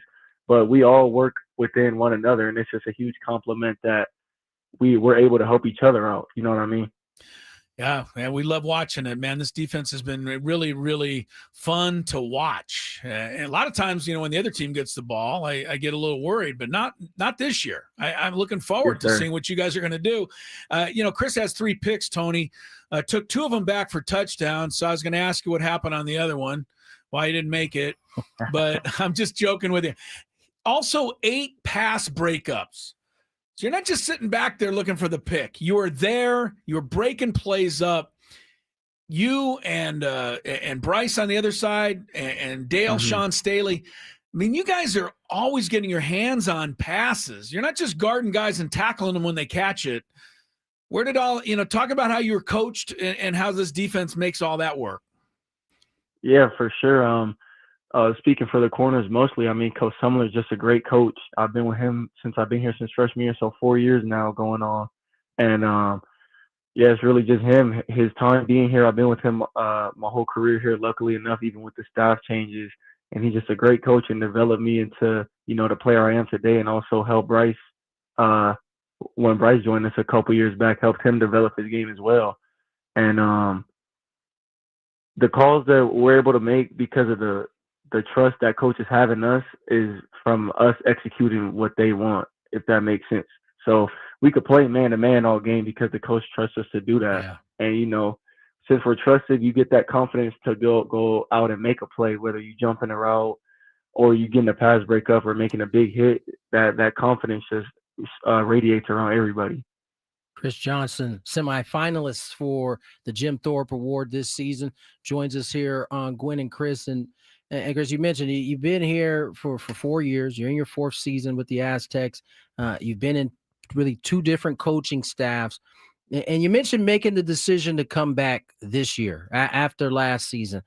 What have you seen change? But clearly, this has been a terrific season at this point, and by no means is it over. You got 2 more games left, but it's been a clear change from what we've seen over the past 2 seasons to this year. You being a guy that has experienced it all, what has been the biggest difference for you? For me, it's just guys are bought in, especially as far as the defensive side. We return basically every person who was on the defense last season, and to be playing at the level we're at just goes to show that we literally could have been doing this last season. Right. So The biggest difference to me is that guys are just bought in and trusting the plan and doing the plan. It's not it's not like me ball. Like we're playing as a team, we're playing for each other instead compared to last year when there's not a lot to play for but yourself in that situation when we're a poor team. That's kind of the result you get. All right, Chris, tell me how you do it. All right, you're out there. It's you and another guy, and he knows where he's going to go. You don't know where he's going to go. How do you stay on these guys? How much of the technique can you give us? Tell us a little bit so we can understand it. I think it's remarkable, the coverage, not only you, but most cornerbacks, how you're able to even get the job done. Where do you key on? Right. So, I mean, you said at the start, like the guy knows where he's going, but I don't. But, that's really one of the biggest parts of the game is more than often, I know where the guy's going. You know what I mean? Based off splits, based off tells, stuff that we study in meetings with the coaches and things we go over, tendencies. So really that's how all the great DBs play. They already know what's coming, based on down and distance. If it's 3rd and 10, you could expect them to go sit at the sticks. So like I'm already being able to eliminate a bunch of routes because they just won't run these routes on certain plays, if that makes sense. Yeah, sure. Yeah. Peel the curtain back a little bit. Like, so you guys go in, and clearly the coaches have been looking at film. You guys are looking at film. Is it a race to see who can get the tell fastest, like as you guys are watching this? Or is it like you guys come together for your position meetings, and this is just something that you guys are pounding in each other all week? Look at his foot placement here, or whatever it may be. Right. Are those things that you guys are like itching to see who can get to first, or is it just kind of come as the week goes and you guys are looking at this consistently? I say it probably comes as the week goes, and if somebody recognizes it earlier, obviously we're not being stingy with each other. We're all brothers in that room and all want to help each other. So whoever finds it first, it really doesn't matter because we're gonna let the rest of the guys know about it. Like how you said, like. Sometimes if a receiver has his outside foot up, he does something more often than when he has his inside foot up.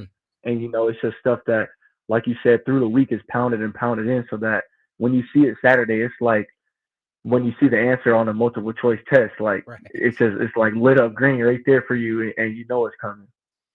If all of that sounds really hard, understand that Chris is an all academic athlete as well, right? So smart in the classroom and smart on the field. Chris Johnson, San Diego State's great corner, is our guest. You're going up against quarterback this weekend, San Jose State. I think he's number 2 in the nation in passing yardage. Sounds like you'll get a lot of opportunities to knock some away. Yes, Chris, sir. How much can you not wait for this game? Yeah, I'm definitely excited for this game. I'm excited for every game that we're playing that weekend.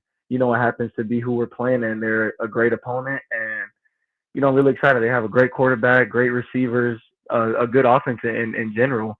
And we have a great defense, and we're going to go head-to-head. And, whoever comes out top comes out top. And, we're not shying down away from anybody. Well, Chris, you guys got 2 games remaining. It seems like the ball is in your court. You win these next 2 games. I'm saying they got 4 games remaining. No, they got 3. They got the 2, then they got the championship, which they're going to win, and then they're going to go to sneak into the playoff. They're going to the NCAA playoff. They're going to go down to Georgia, and they're going to beat Adam Klug's team. Remember, you heard it here first, Chris. Hey, man, we're mostly worried about what's going on. Yeah, that's what you said. Good answer. Good Very answer, good. Chris. Very hey, good. man, we appreciate you coming on, spending some time with us, man. Good luck this weekend. Good luck, Chris. And yes, sir, I appreciate you guys having me on. You guys got the city behind you. Yes, sir. I appreciate you guys. Chris Johnson, Jim Thorpe Award semifinalist. Not bad. That's not bad at all. I'm impressed. The 3 interceptions are one thing. 2 touchdowns, those have to work out. The 8 breakups, that's the part. Yeah. Tony, getting his hands on the ball all the time. They're all impressive, right? And all of those guys back there in that secondary. A lot of DBs can break it up. A lot of them can't catch and then finish off the interception. So well, he's also 3rd on the team in tackles. So not to, get on our old guy Dion, but he's not afraid to stick his nose in there on a sweep either. Yeah, no, he's not. I like it. Confident young man. Yeah. Certainly. Enjoyed that conversation. Remember, All guests join us via the David P. Shapiro fan hotline. David P. Shapiro, criminal defense attorneys helping good people regain control of their future when charged with a crime since 2010. Visit David P. Shapiro DavidPShapiroLaw.com. I can't believe Chris over there, by the way. What happened? You ever hear coaches tell their players not to pay attention to the media, let them fill their heads? Oh, and I said Chris that. is over He didn't here. take the bait, though. He didn't take the bait. He's ready. I'm just He testing had a it. great response. But Chris, I got you winning this game, that game, going, winning this You're championship. just mad winning because that I said one. we're going to beat Georgia. And you know I'm it can not. happen. Who's that lousy quarterback you got down there for Georgia? That guy. He doesn't believe it. Oh, I know he doesn't believe it. Blame Chris if SDSU loses. Oh, I have a feeling that the folks listening. Oh, yeah, will they'll be blame me. They'll blame me anyway. So what difference does it make? They will be blaming him when this is all said and done, I'm sure. Yeah. I was looking up some of the scouting stuff for the pros, where he might go. There seems you're like you're so into the NFL draft, Chris. I'm not, but I was curious to see where he would be rated. And it seemed to say kind of a early to mid round, earlier mid type. And so I'm trying to look up like, what is it they want? Because you get to that level, Tony, right? There's something. Yeah. And they said the only thing is he's got all of the skills and everything. And then they give you the speed, straight line speed. So he can do everything every cornerback can do, but instead of maybe a 4.2, he's running a 4.4. He's got, that'll be what he works on. I'm willing Isn't to that bet crazy how they get to that degree of? If he's running a 4.4, well, you know what I mean. He's going to slide up 4.7 to 4.5, whatever it is. Yeah. He's probably just got to get another, and he's probably faster than we could ever imagine now. I know they train to they do to cheat that 40 yards so they can inch off a couple tenths of a second. Yeah, for sure. 0.2 of a second can That's be the like $1 difference million. of a 4.7 and a 4.5. I mean, that's a huge difference. It's incredible that is what it comes down to with these guys in the NFL level. Yeah, no doubt. All right, to break we go. When we return, 4:00 hour. Chris versus the fans. 833-288-0973. Get in line. More Gwynn and Chris.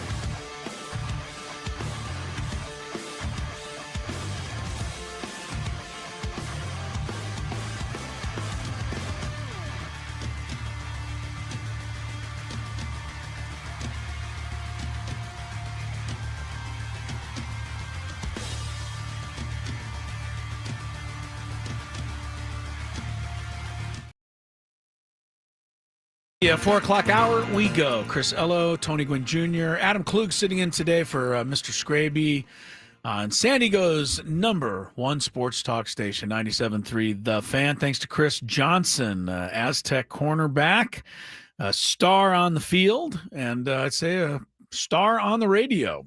Good having him on. Aztecs take on San Jose State this weekend. Final home game of the season. I know that one of the things they're doing at Snapdragon, they're rolling back prices on the concessions. You can get like cheap hot dogs and sodas and fun stuff like that. I wasn't quite listening to what That's that okay. part was. Just talking a little bit about the promotions for the Aztec San Jose State football game. I also wanted to mention, we did the It's the same promotion that they were running last week, right? When all the rain kind of came through and. This is well, I don't know. Were they doing the cheaper I thought they prices on hot dogs and sodas? I don't know if it was week? hot dogs, but they were definitely running some deals to try to get folks in the building. Go to the game, people. Come on. Help these kids out, man. They deserve your support. If you're upset with something else, fine. But these kids, they're playing a great season for you. Also wanted to mention, we talked about Aztec basketball. They got the UNLV or the Las Vegas tournament next for them Monday. They'll take on Michigan, coming off the loss last night unexpectedly to Troy. Also next week, Tony, people need to know about this. It's the third year the Rady's Invitational's in town. So if you're a college basketball fan, now the Aztecs are out. They're in Las Vegas, but Florida's coming here. Yep. Next week. It's top 10 I team. think TCU's one of the 4 teams. So the tournament is at UCSD, which is, I say one thing that's really nice about going to a game at USD. You're right there. You know what I mean? Yep. Like it's this little small REMAC arena. You can sit really close. They got Florida, Wisconsin, Providence, and TCU. Starts next Thursday, also Friday at, did I say UCSD? You said UCSD. It's USD. According to our friend Rick Schloss. Okay. USD. USD. I think it was at UCSD. That the Jenny Craig Pavilion, right? USD's Jenny Craig. UCSD is REMAC, and San Diego State is Viejas. All right, now that we got that settled. Boom.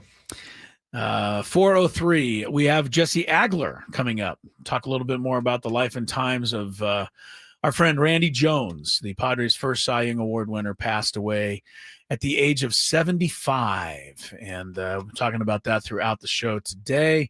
And Jesse will share some of his memories, and he'll be on in a little bit. But right now it's time to play some Chris versus the Fans.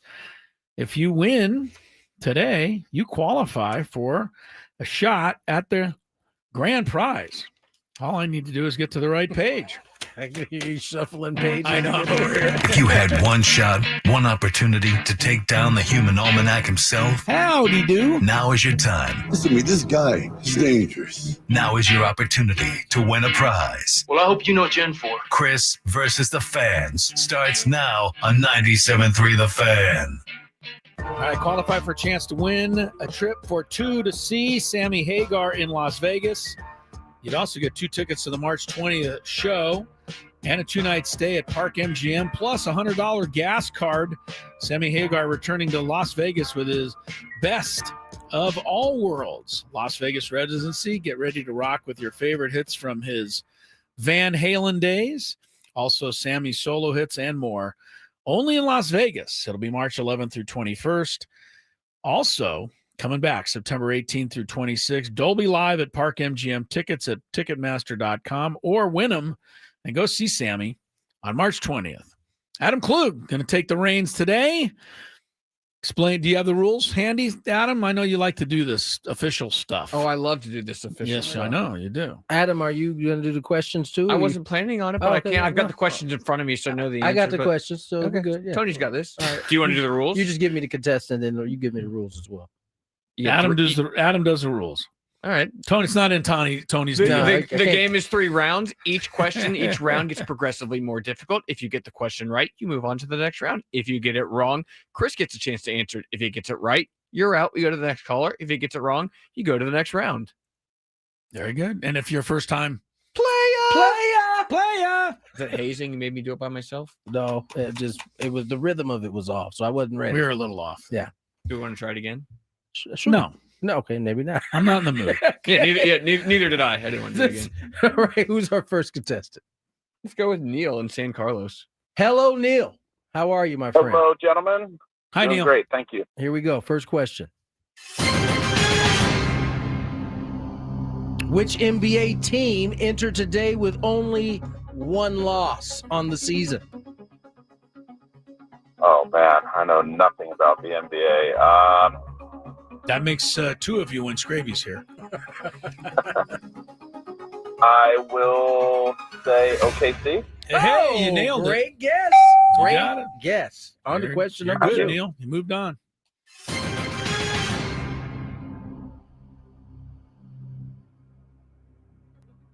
Let's try a different sport then. What NFL QB has been sacked the most time so far this season? I'm going to say Justin Herbert. Justin Herbert. That is incorrect. No good, huh? That is incorrect. Mr. Ello. Yes, thank you. Don't keep track of how many times guys get sacked. Keep track of how many sacks my defense doesn't get each week. Fantasy sports. It's been sacked the most. How about Tua? I don't know. Both are wrong. No, that's good news for you, Neil. You move on. You'll move on to the round 3. The answer, Cam Ward. Oh, should have known. The young guys always take a beating. They take a beating. Yeah, young when guys you get drafted first round or first pick, that means you're going to take a beating. Yes, it's just how Can I it just usually give goes. Neil some credit for actually venturing a guess when he clearly didn't know it, rather than just doing the "I'm not going to give Chris a wrong answer"? What's wrong with that? That is we like a strategy. strategy. I'm crediting Neil for taking a step. Neil, at hey, it. listen, I appreciate you stepping on a ledge. It might not have been the best strategy. It worked out for your favor. Worked this out time. nicely. Here we go. Question number 3. For the win. Currently, only 2 cities have already hosted the Summer Olympics 3 times. Oh, goodness. Which 2 cities? I will say Los Angeles and Paris. What was the second one? Paris. Paris. Los Angeles and Paris. I think he got one because I'm pretty sure Paris is correct. But the second one is not yet LA. I believe LA's got a third one coming up soon. But who else has done it 3 times besides Paris? London? Oh! Wow. See, Bad Neil, luck for you, Neil. That Neil, was nice a job. pretty big guess there. That is a reason why you don't guess. Because he got the one, and not to say that you would I think I would have had that. because you would have got but it. London anyway. was the one I really wasn't sure. So London, and he nailed it. sorry All right, about so that. we'll have to Bad go to luck for another you, Neil. contestant. Yeah. Should we try our biggest fan, Rod in San Diego? Hey, Why hey, not? Rod is a big fan winner of previous times. Rob, how are you, Well my said, friend? I think. Here we go. First question.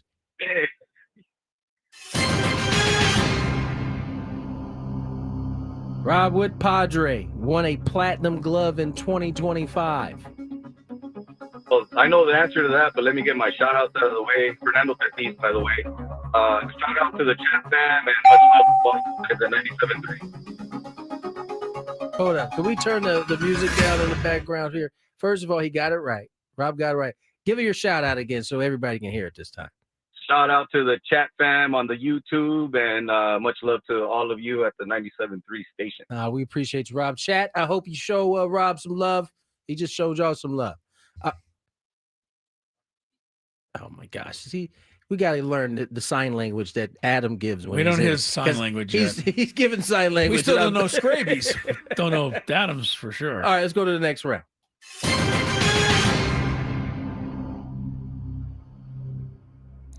Rob, what QB is reportedly starting for the Jets in their next game? Joe Namath is coming back. They wish. I was going to say Johnny Unitas, but you took that one from Right, me. there you go, yeah. I'm going to go through this and give that one. And Tony, by the way, it's Rod, dog, Rod. I'm going to say pass to Mr. Ello. Go ahead, Passing, Chris. huh? Oh, boy. Terod Taylor, I believe, is the answer. Sorry, Rod. Always good talking to you, man. You are the guy, though. We appreciate you a lot, Rod. Thank you so much, man. My bad, Rod. I thought I was saying Rod, but apparently I think you were, but apparently he thought I was hearing Rod. Not bad. You know, my fault. Anyway, next contestant. Next time he's on, I want to hear Rod. Yeah, I'll go with that next time. Yeah, my bad. Let's go to David in La Jolla. Hi, Dave. Hi, Dave. Hey, how's it going? It's going well, my friend. Here we go. Hang on one second. Scravy screwed me out of my first question last time around, so do I get the first one for free or not? That's right. Oh, I remember this. I don't remember all the particulars, but I know Scrooby messed up somehow. You know what? We'll move you to question Move him number two. to number 2. Here we go. Sure. All right, Dave. What city did MLB remove the All-Star game from in 2021? 2021, tough. That's I'm going to say Miami. Miami. I think it was Phoenix. Ooh, I missed it. It was the ATL. It was. Yes. I don't remember what happened. They got it back the very next year. I can't remember. What was it? There was some law. There was something. Voting rights. Oh, that's what it was. Voting rights. It wasn't law. Phoenix. No. Maybe they moved it to Phoenix. No, they think they did it. I don't know. It might have been. That's good for you, though. Didn't they move the Major League Baseball All-Star game out of Atlanta that year too? That was the question, actually. So. Oh, I thought you said soccer. Sorry. Oh. Okay. Either way, you're into the next. You moved you're on. in the next round. Yeah. Here we go. Question number 3. Scravy's not the only one who can screw up. I can do it too. So. That's true.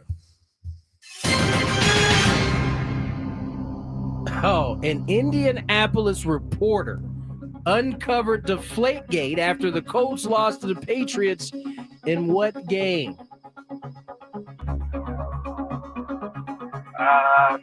AFC Championship game. Good enough. We got ourselves a winner. Yeah, nice very job. Good. That was Dave? the AFC title game. I think it was 49-7 too. Wasn't even close. It's funny. He didn't need to deflate at all. They won by 40 points. It's funny that that it came down to a reporter out of Indianapolis that had to go down and do the detective work on the footballs and didn't make a report on it. Yeah. All right, Dave, nice job. Adam Klug will get your information on the other side. We're going to get to break. When we come back, Jesse Agler, my partner, joins us to talk a little Randy Jones as well as some Padres here on Padres Radio Network. No, not Padres Radio Network. Gwynn and Chris. Sorry. From the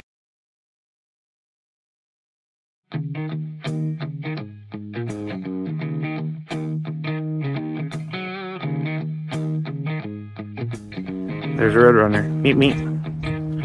He doesn't like me. I guess I wouldn't like me either if I was chasing me. As you can see, I'm all Aztec out here at the Aztec Baseball Tournament. It's the SDSU Baseball Alumni Tournament. Right now, we are 1 under in the scramble. And Chris is playing well, Tony's playing well. But our ringer, Jack Townsend, is playing really well. So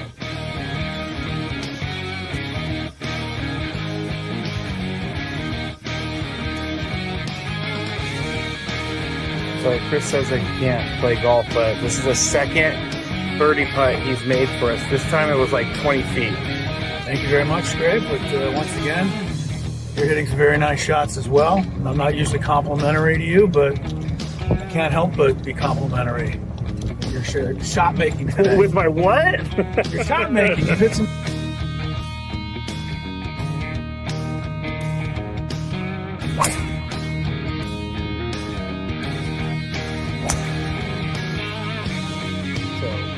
We are just League 10 now, and it's getting really windy. It's actually kind of cold. I'm not gonna lie, I know we're in San Diego, but we're 3 under as a group. We just got off the birdie, and I just hit my defense.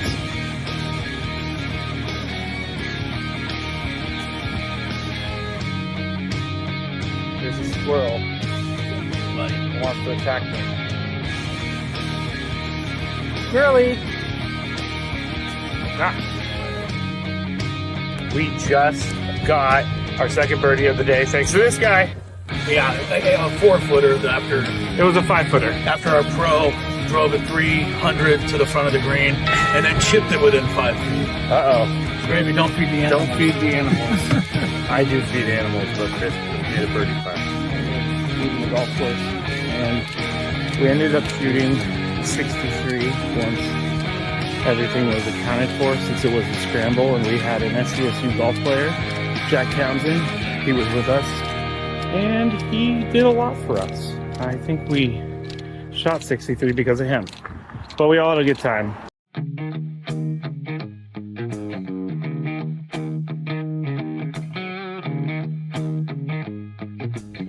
There's a Roadrunner. Meet me. He doesn't like me.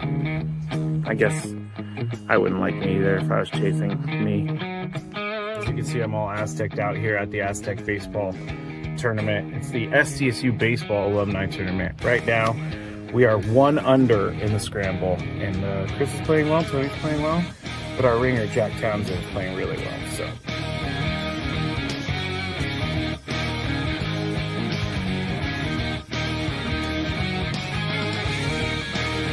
So Chris says I can't play golf, but this is the second birdie putt he's made for us. This time it was like 20 feet. Thank you very much, Greg. But once again, you're hitting some very nice shots as well. I'm not usually complimentary to you, but I can't help but be complimentary. Your shot making today. With my what? Your shot making. You've hit some.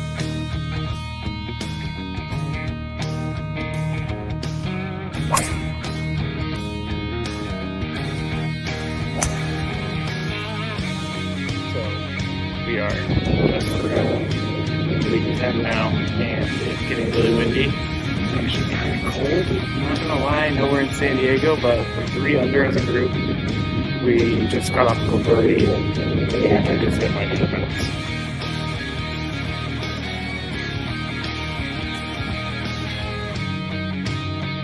There's a squirrel. He wants to attack me. Squirrely! Ah. We just got our second birdie of the day thanks to this guy. Yeah, a 4-footer after.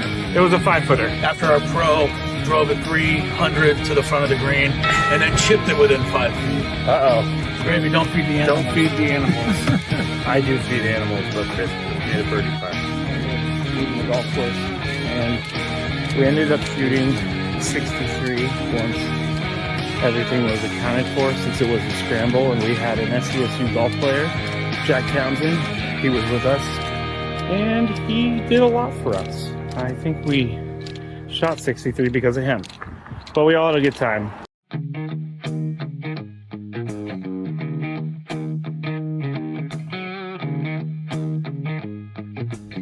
There's a Roadrunner. Meet me. He doesn't like me.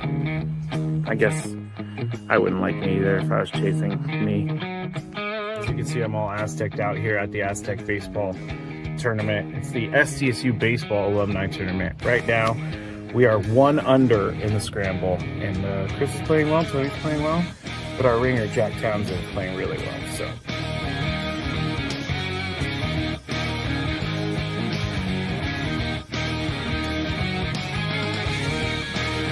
So Chris says I can't play golf, but this is the second birdie putt he's made for us. This time it was like 20 feet. Thank you very much, Greg. But once again, you're hitting some very nice shots as well. I'm not usually complimentary to you, but I can't help but be complimentary. Your shot making today. With my what? Your shot making. You've hit some.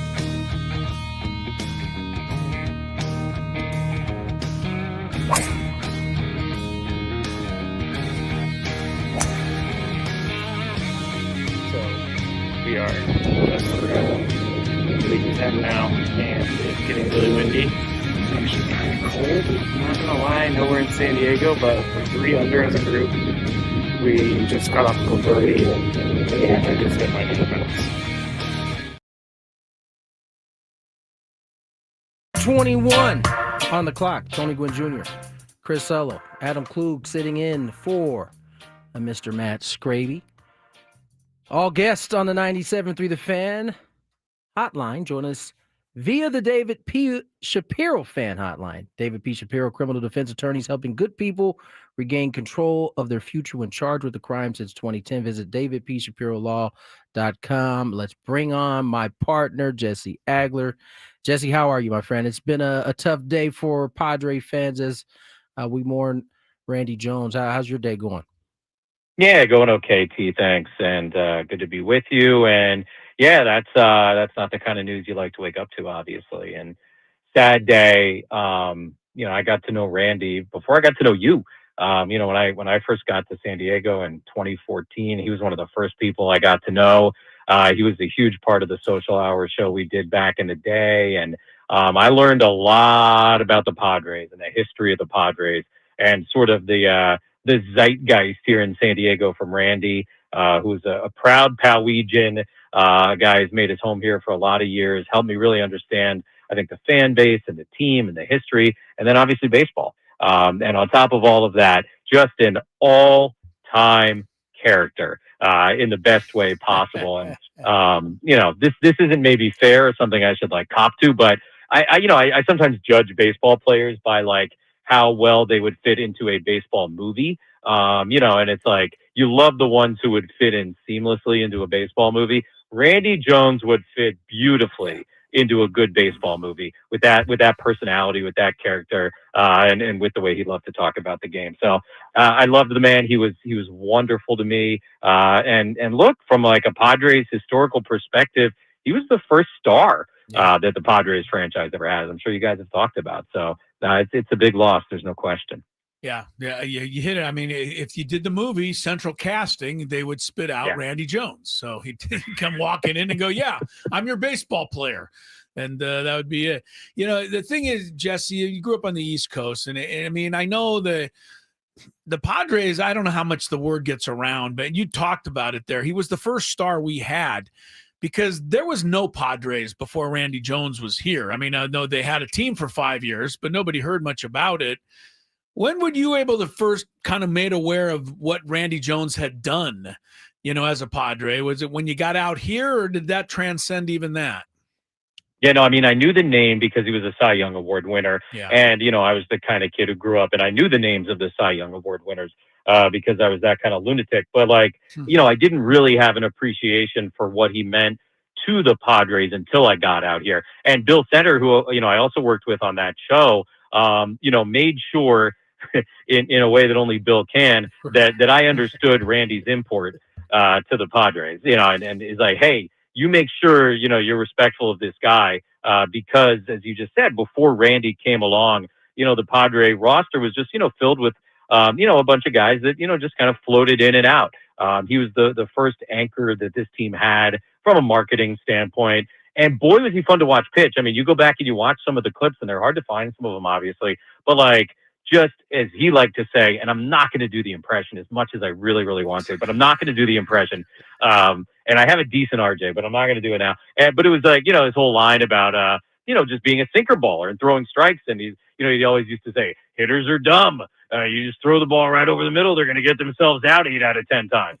And it was that was just so perfect. And I loved talking pitching with him. And I guess I did the impression, but it was, he was a guy who won a Cy Young Award. He started an All-Star game the year after he got a save in the All-Star game. I still think no one's ever done that except for him.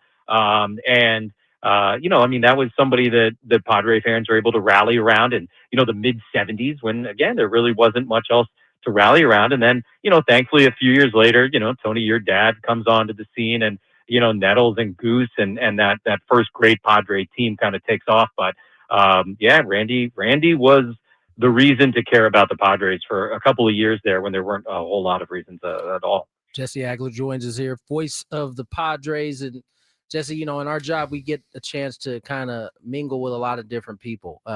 Often you and I will go down to the field, and RJ's down there with a family that he's brought in as a part of his foundation.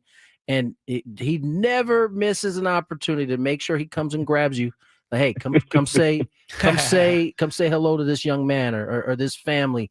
He truly cared about the people that he was around, and it seemed like he was always looking to be of help somewhere.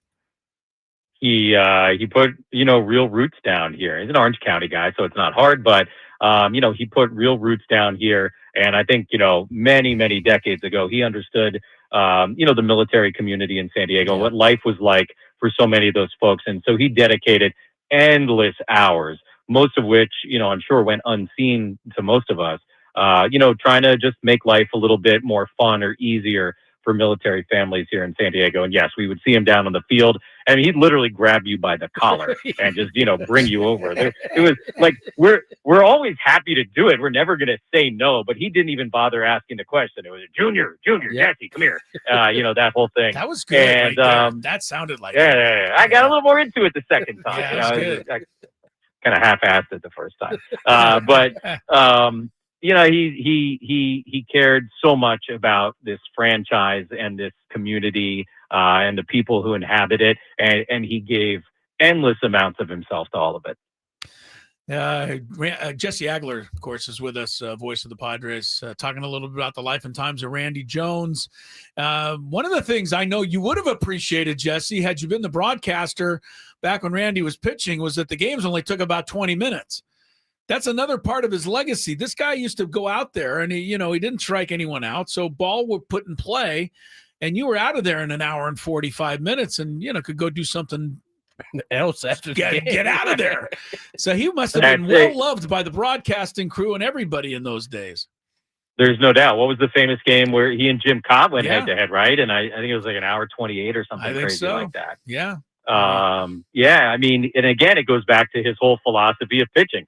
As he would say, and again, this is Randy's words, not mine, hitters are dumb and they're going to get themselves out. So just let them hit the ball. It drove him crazy when guys would nibble and not throw strikes and, not just be on the attack on the mound. And look, he understood the arithmetic. The reality is that, he's right. I mean, not that you want to throw meatballs every time, but, he made you think about it in a way that maybe you didn't think about it previously. Jesse, let you out of here on this last one. I mean, in current Padre news, we've hired a new manager. We haven't talked to you since then, but Padres going with Craig Stammen. Just give us a quick thought before we let you get out of here of Stam. I know you've been around him as much as I have. Yeah, no, I mean, obviously a tremendous guy and a guy who had, most importantly, I think, tremendous respect in that clubhouse. I'm sure we talked about it on the air at the time, Tony, but as you guys know, it's not normal that a middle reliever would have tremendous clubhouse clout. That's right. That's not a thing that happens in baseball. Like a closer of a Trevor Hoffman sort of pedigree, maybe, right? A Hall of Fame type guy. A starting pitcher, certainly among the other pitchers, sure. An all-star third baseman, absolutely. But very rarely is your 6th, 7th inning guy able to stand up in the middle of the clubhouse. And kind of have this sort of audience that Craig had when he was pitching. And that probably tells you everything you need to know about him and how he kind of comports himself and how he sort of has that respect of the guys in that room. He's also somebody who understands the game, I think, really in a very deep way. I loved what he said in the press conference about, as somebody who might come in to have to pitch in the 2nd inning if the starter was getting knocked around, or who might be asked to come in the 8th inning. He was always on alert out in the bullpen. Right. And so he became very attuned to sort of, how pitching changes work and the strategies that go with that, which obviously will serve him well as a manager. But look, more than anything else, he's a leader of men, and that's the most important job of a big league manager these days. What is Jesse doing now? We peel back the veneer. Do you get to rest the whole off season? I'm joking, of course. What are you up to? He's definitely not resting. I know. So my son had a doctor's appointment today, Jonah. We're in the car together. You want to say hi? Okay. Hi. That's Jonah. And so we are currently meandering our way from an appointment down at Rady's back up to San Marcos at rush hour. So we are pulled off currently in the parking lot of the Sabre Springs MTS Center, just so we had a chance to talk and not drive while we're talking, of course. So, just a lot of family stuff catching up. We're taking a trip tomorrow to go visit my sister. And, that's kind of it. We do holidays, have a normal life for a couple of months before it ramps back up. Yeah, he doesn't have very much time. It's already like 50 days away. Here, I know. Crazy. Jesse, enjoy your trip, my friend. Thanks, Thank you for coming on, man. Always good to chat with you guys. Appreciate you. Jesse Agler, voice of the Padres, there giving us his thoughts on RJ and Padres' new manager, Craig Stammen. All right, let's roll away. Let's get to break. On the other side, it is Adam Klug's Big 5 day. Can't wait to get into it. More Gwynn and Chris on the other side.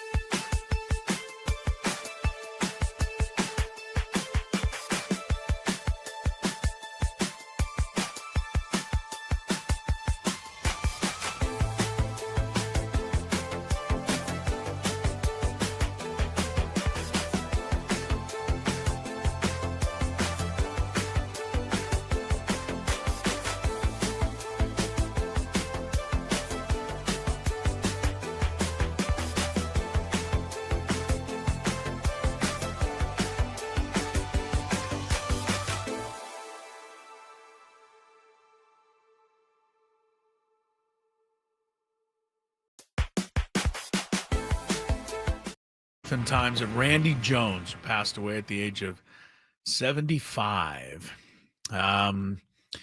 Appreciate you all being out there today. Hasn't been the easiest of shows, but I think it's good all being together here and talking a little baseball and talking a little Randy.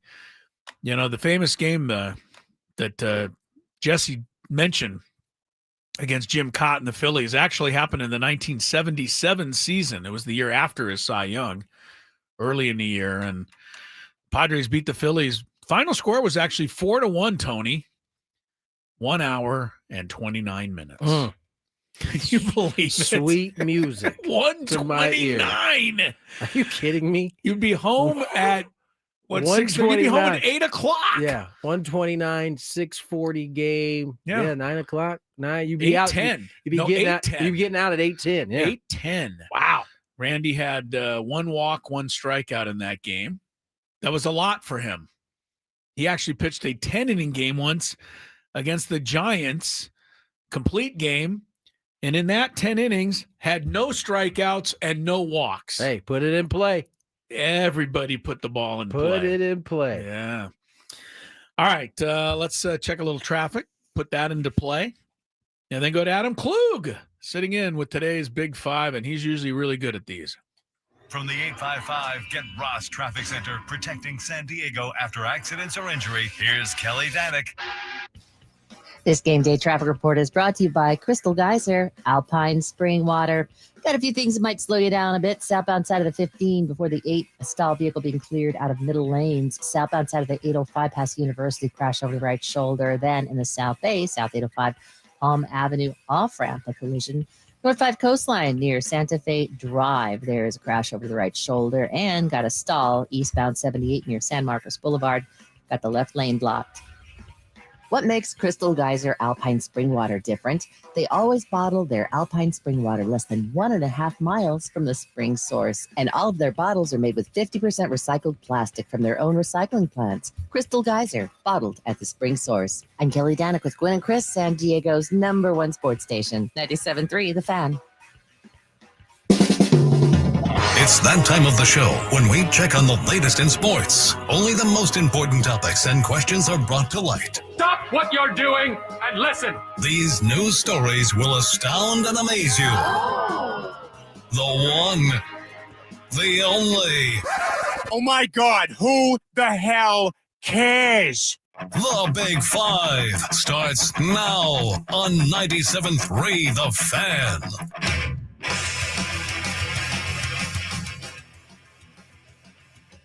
Hey, guys. Yeah, you're sorry, do you need an introduction? Adam Klug, ladies and gentlemen, like, today's Big Five. Where's he at? Did he leave the building? Just saying hello. Hi, Adam. Hello. We're going to start with number 5, correct? That's how we do Number this. 5. That's right. Yes, very good. That's how we do things around here. It was announced earlier today that tennis legend Roger Federer will be inducted into the International Tennis Hall of Fame. He was voted in his first year of eligibility. Federer is third on the all-time men's Grand Slams leaderboard with 20, behind only Novak Djokovic and Rafael Nadal. Chris, tennis expert. Yeah, thank you. Where does Roger Federer rank all-time among the men's tennis players? Yeah, it's hard to put him ahead of Djokovic now, because Djokovic is up to 24. But if you had a tournament and put Federer as the #1 seed, I don't think a lot of people could really argue it. That's how, great he was, I thought. But it's probably the numbers are just pure numbers are going to put him behind Djokovic. Nadal also had a better record against Federer head-to-head. So there's that.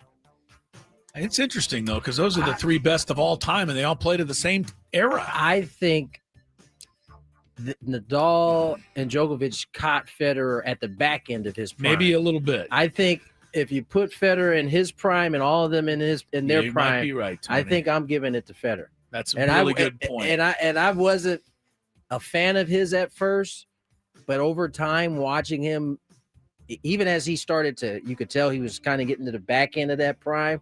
He was still so good, and he was so smooth and so classic. Yeah, out man. there. Like I grew an appreciation for Roger Federer. he did not look like he was putting a lot of effort into it, where everybody else was struggling to look as good as they looks were. like he's dripping, like squeezing every ounce of what he got out there to win. And I think it comes a little easier for Djokovic, but I still thought when Federer was in his prime, those guys hadn't got to theirs yet. And he owned the most important tournament, right, in Wimbledon. He won that every time. Every time. Yeah, he's right there. Like I said, if you put him first seed, you wouldn't be wrong. No. Number 4. Joe Burrow suffered a toe injury in Week 2 against Jacksonville and hasn't played since. He returned to practice in a limited capacity last week, with reports saying he would be able to return to the field in 2 weeks and maybe next week. But Burrow practiced in full today, and Adam Schefter reported that the team isn't ruling out a potential return this Sunday. The Bengals are currently 3-7. Tony, does bringing back their franchise quarterback make sense to you in a potentially lost season? No, but he's playing. He practiced in full today? Yeah. Oh, he's playing. There's no doubt. And this week. I think he's going to play this week. And, it goes to show you, like, when you have leaders like Burrow and they disappear. I mean, Jamar Chase acting out of character. He's spitting on people. I mean, everybody is just kind of – things are falling apart around the Bengals when their dude is – What are you talking about? He didn't spit on him? He says he didn't. Okay. Unfortunately for Jamar, we got about 1,000 cameras. It would be easy to believe him if we didn't just see the spittle coming out of his mouth. The loogie coming out of his mouth. We have eyes. Yeah. But I think he's going to play. I think it's a mistake. I shouldn't say that. It's not the safest way to go about it, considering you're already 3-8, 3-7, whatever it is, and it's very unlikely that you're going to catch anybody. AFC is already. I mean, the Chiefs are at the bottom, and you're not catching them. You're not. And so I think it's silly, but they're going to do it. And, I'm never going to be mad at a dude for wanting to go out and compete. What do you think, Chris? I just think, I don't know exactly if he'll play or not. I just think Joe Burrow should be a candidate for MVP every single year, because it's pretty clear to me that when he's on the team, the Bengals are one of the best in all of football. And when he's not on the team, they're one of the worst in all of football. So is anybody more valuable than that? Right? Where have they been since when he's hurt? They're terrible. Joe Burrow is NFL owners' dream. It keeps you covered from having to be really good at your job in terms of putting talent out there, enough talent to win. Got enough offensive talent, but clearly the defensive side has been left unaddressed. True that. Number 3. The Colorado Buffaloes are 3-7, and in his third year, Coach Prime insists he's still the right man for the job, saying, quote, "You've got the right man. I'm going to prove that to you. Just give me an opportunity and a little more time," end quote. The contract extension that Colorado gave him says he'll stay long-term after signing through 2029, which makes a quick change expensive. However, Sanders has faced health issues this year, and athletic director Rick George is leaving. Meanwhile, in Austin, Texas Longhorns coach Steve Sarkisian shot down reports he was ready to bolt the Lone Star State, saying those reports are absolutely untrue and he isn't going anywhere. Chris, yes. Toss up. Which coach will be there longer at their current school? Coach Prime or Coach Sark? First of all, I appreciate the Dick Enberg reference to the great game show Sports Challenge, which I tried to introduce you and Scraby to many years. There's videos of it. But at the beginning, they would ask a question of both teams. Whoever buzzed in first got the control. But Dick Enberg called it the toss-up question. So thank you, Adam. Did you know you were doing that? No, I was absolutely taking it from PTI. I think Deion will be there longer. Yeah. I think they're going to give him a shot. He's already done something for that school. So you got to give him another year or two to get it right now. I think, they'll give him that chance. I don't believe Sark. I think Sark can't wait to go to the next thing. He just seems like that kind of guy to me. Tony, what do you think? Okay, let me focus on the question. Who will be at their current school longer? I think it would be Deion. I think Deion got to start with a school that had nothing. Right. You know what I'm saying? I think they won one game before he was there. And he's going to duplicate that this year. And then he pretty much flipped that on its head the following year and then improved on it the second year. So I think he's going to be given the opportunity. I think possibly the thing that could come out of the LSU situation and what's my man just signed with Virginia Tech that you can't stand? James Franklin, right? Yeah. I think the thing that could come out of that is teams maybe realize that they're going to have to be a little bit more patient, or you're going to end up with these huge buyouts that are costing people their jobs. What if LSU hires another big name coach and they do poorly after 2 years? Are you going to have 2 buyout guys on the payroll? I think at this point, you're going to have to stick with these guys a little bit longer. These payouts are costing you more than it is to keep them for just another year before, you can maybe move on. I don't know. I think Deion's definitely going to be there longer than Stark. I don't necessarily think Stark's going to go nowhere. I don't know if he can go nowhere. Where do you go from Texas? And where do you go? What's the next step up from Texas? Well, also, does anybody think he's a good coach? Well, that's what I was going to say. Why is he a coveted candidate? He's underachieved. They were the preseason #1 team in the country. But that's not his fault. We said that it's during not his fault. It's not his fault that they gave him the #1 ranked team. Oh. Why did they give him #1 rank? Because Manning was on there? There's nothing. You lose a quarterback and you put a guy who hasn't started in there, you're going to be the #1 team in the nation? I don't think that part was his fault. I do think they're underachieving. Right, that's what I was saying. But in terms of that didn't help his case, them putting them #1 when they probably shouldn't have been #1. Number 2. Giants running back Cam Scatterbo is out for the season after suffering a gruesome leg injury. He sat front row earlier this week at a WWE event at Madison Square Garden, and he was written into the script getting into a spat with wrestler Dominic Mysterio. What script? What are you talking about? What are you talking about? Dominic What are Mysterio. you talking about? Oh, come on. There's no script. Huh? Stop it. They got into a stare down, and Scatterbo got shoved, and he shoved Mysterio back. A little physical altercation. He's catching a lot of heat from the New York media for doing this while rehabbing from a pretty gruesome injury. Tony, you have any issue with what Scatterbo did? I don't understand some of the young folks' decision these days. I mean, we saw your leg mangled, basically. Right. And we know that you're on a scooter. And I know it's scripted, and I know these wrestlers are professionals. He got shoved in the chest. I saw it.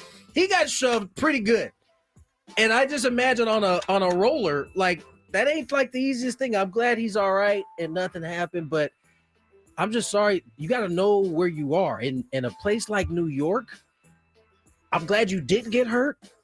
But even though you didn't get hurt, look how much you're in the media now. And now people are going to question whether you care. All these things that are unnecessarily like shots you're taking for no reason. I get it. You can show up to the WD. You could probably hang out backstage. No one would ever know. But you want to be a part of the show. I just think that I don't see anything wrong with it, but I think you're opening yourself up for the criticism that's completely unnecessary. Chris, where do you stand? I don't understand why there's a problem here. After all, MLS players go and play real games for their country and get hurt in between the first and second round of the MLS Cup playoffs. What's going on with that? Scatterbo is just entertaining the folks. No, you're right, Tony. I mean, that's an easy one. Of course, he shouldn't have done this. I'm surprised the Giants didn't get in on this and say, "What are you doing?" Like, I agree with Chris that it's in a large, like in a micro, it's not that big a deal, but like in New York, like the biggest media market ever, you're on like it's not like you went to like Broadway show or you got it was like you're in the middle of a WWE thing. Everybody's on watching national TV. Right. I don't know. Tony's worked up on it. We wonder why they have to. I often am defending these guys most of the time. Well, like I want them to have their freedom, but you got to be like kind of smart about how you move. This is why would they put into a contract no skiing, no this, no that. They got to now put in no WWE wrestling because these guys are idiots. They'll go do it. Number 1. Reports have swirled that the Mavericks will trade Anthony Davis in the wake of GM Nico Harrison's firing. Davis was the key piece Dallas received in return for Luka Doncic last year. But Mark Cuban, who is now back advising the Mavs, they want him back now. told The Athletic that the team will not trade Davis because they're trying to win right now. Yeah. Dallas is currently 4-11. Chris? Yes. Do you think the Mavericks should trade the unibrow? I'm not 100% sure. Where's Kyrie? Is he out? He's Yeah, he out tore his until about mid-season. I still They think say he's ahead of schedule, big time. I still think a team with Kyrie and AD and with Flag coming along, I think they have enough there. Yeah. They believe in Jason Kidd. Obviously, they're going to fall out here, and it'll be hard to climb back, but they could still get there. So no, I would not yet trade Anthony Davis. But I'm glad you brought up the name Mark Cuban because I read this today. I was surprised. They're honestly saying that they brought Mark Cuban back into the fold to help get Nico Harrison out. Wow. So Cuban is like the guy that is like kind of doing everything again. Sorry, too late. Yeah, well, maybe that could be true. Luke is a Laker. Right, that's true, too. No love lost over here from Tony. No, Tony loves this. Listen, yeah. I think it's a great idea for this new ownership to bring Mark Cuban back. He had a ton of success when he was there. He's also not the GM, or a GM, right? No, I don't think. I think he's advising. Yeah, is what he is. Well, he still owns 27% of the team. I hate the idea that either you're tanking. If you're not winning, you're tanking. I hate that idea. Like, you can still try to put together a good season. Preach. And that's where we are in sports now. It feels like either you are winning or you're tanking. There's no middle ground. And you decide after 15 games what you're going to do. 100%. And I hate it. I hate it for real sports fans that, want to believe in a team and could possibly see a team get better over the course of the season and make a run. I know as a Bulls fan, they've been in the mediocre spot, right? The 9 or 10 for the last 3 straight years. And everybody says it's bad.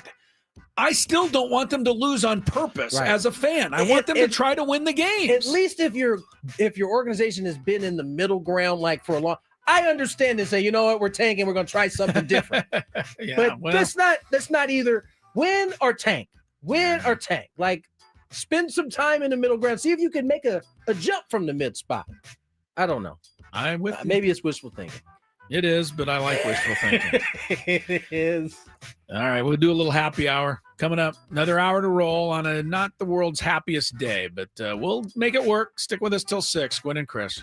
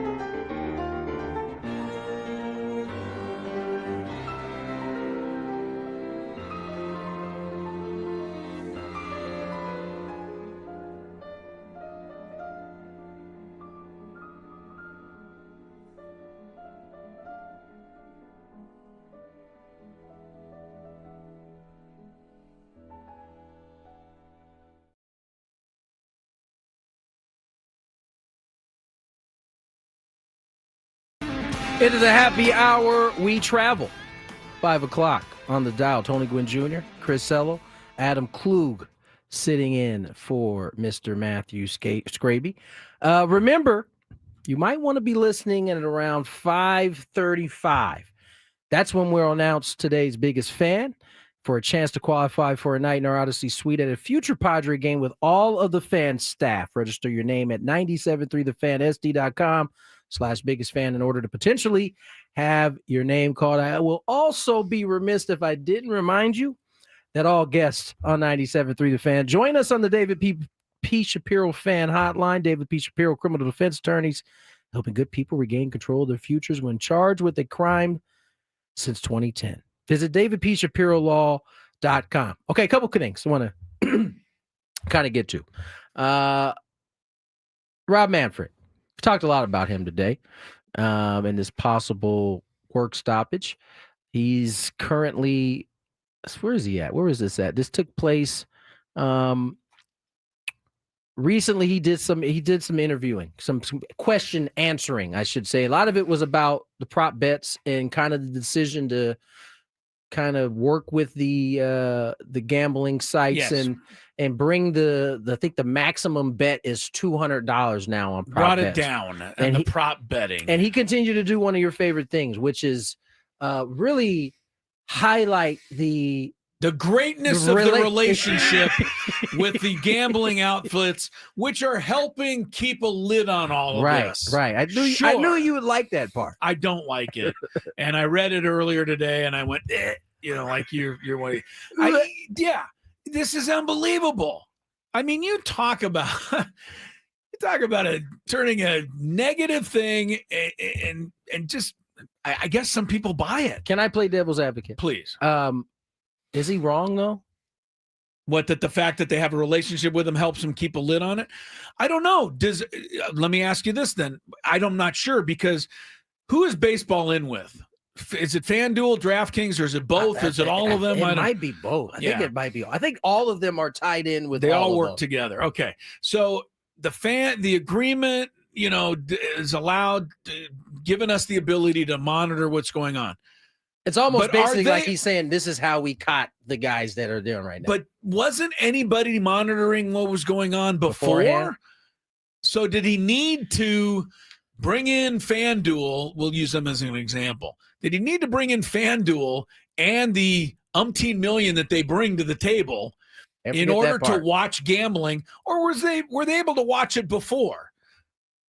I don't recall this being as big of a deal before. Well, because now that they're in with the gambling, it's now getting out here all the time. It almost, I would say the answer is he's not lying, that it does help. But part of the reason why you needing to be in such great dialogue with them is because now, because you're in bed with them, the appearance is that, oh, this is okay to do now. I think we can kind of, there's been some loosening of the thought of how gambling works now.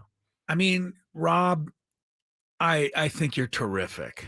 Do you? But his quote, the bedrock of our relationship with the sports books is the ability to monitor betting activity. That's the bedrock of it all, Tony. That's why we're in bed with these guys, because they give us the bedrock. They monitor the activity. Could you explain bedrock? I don't even know what the hell it means either. I mean, the point being, he's just giving us gobbledygook. And we're supposed to go, oh, okay, yeah, gotcha, commish. I believe that you got a good handle on it. Meanwhile, Clase and Ortiz are throwing the ball over the backstop. Come on. Allegedly. Something's going on here.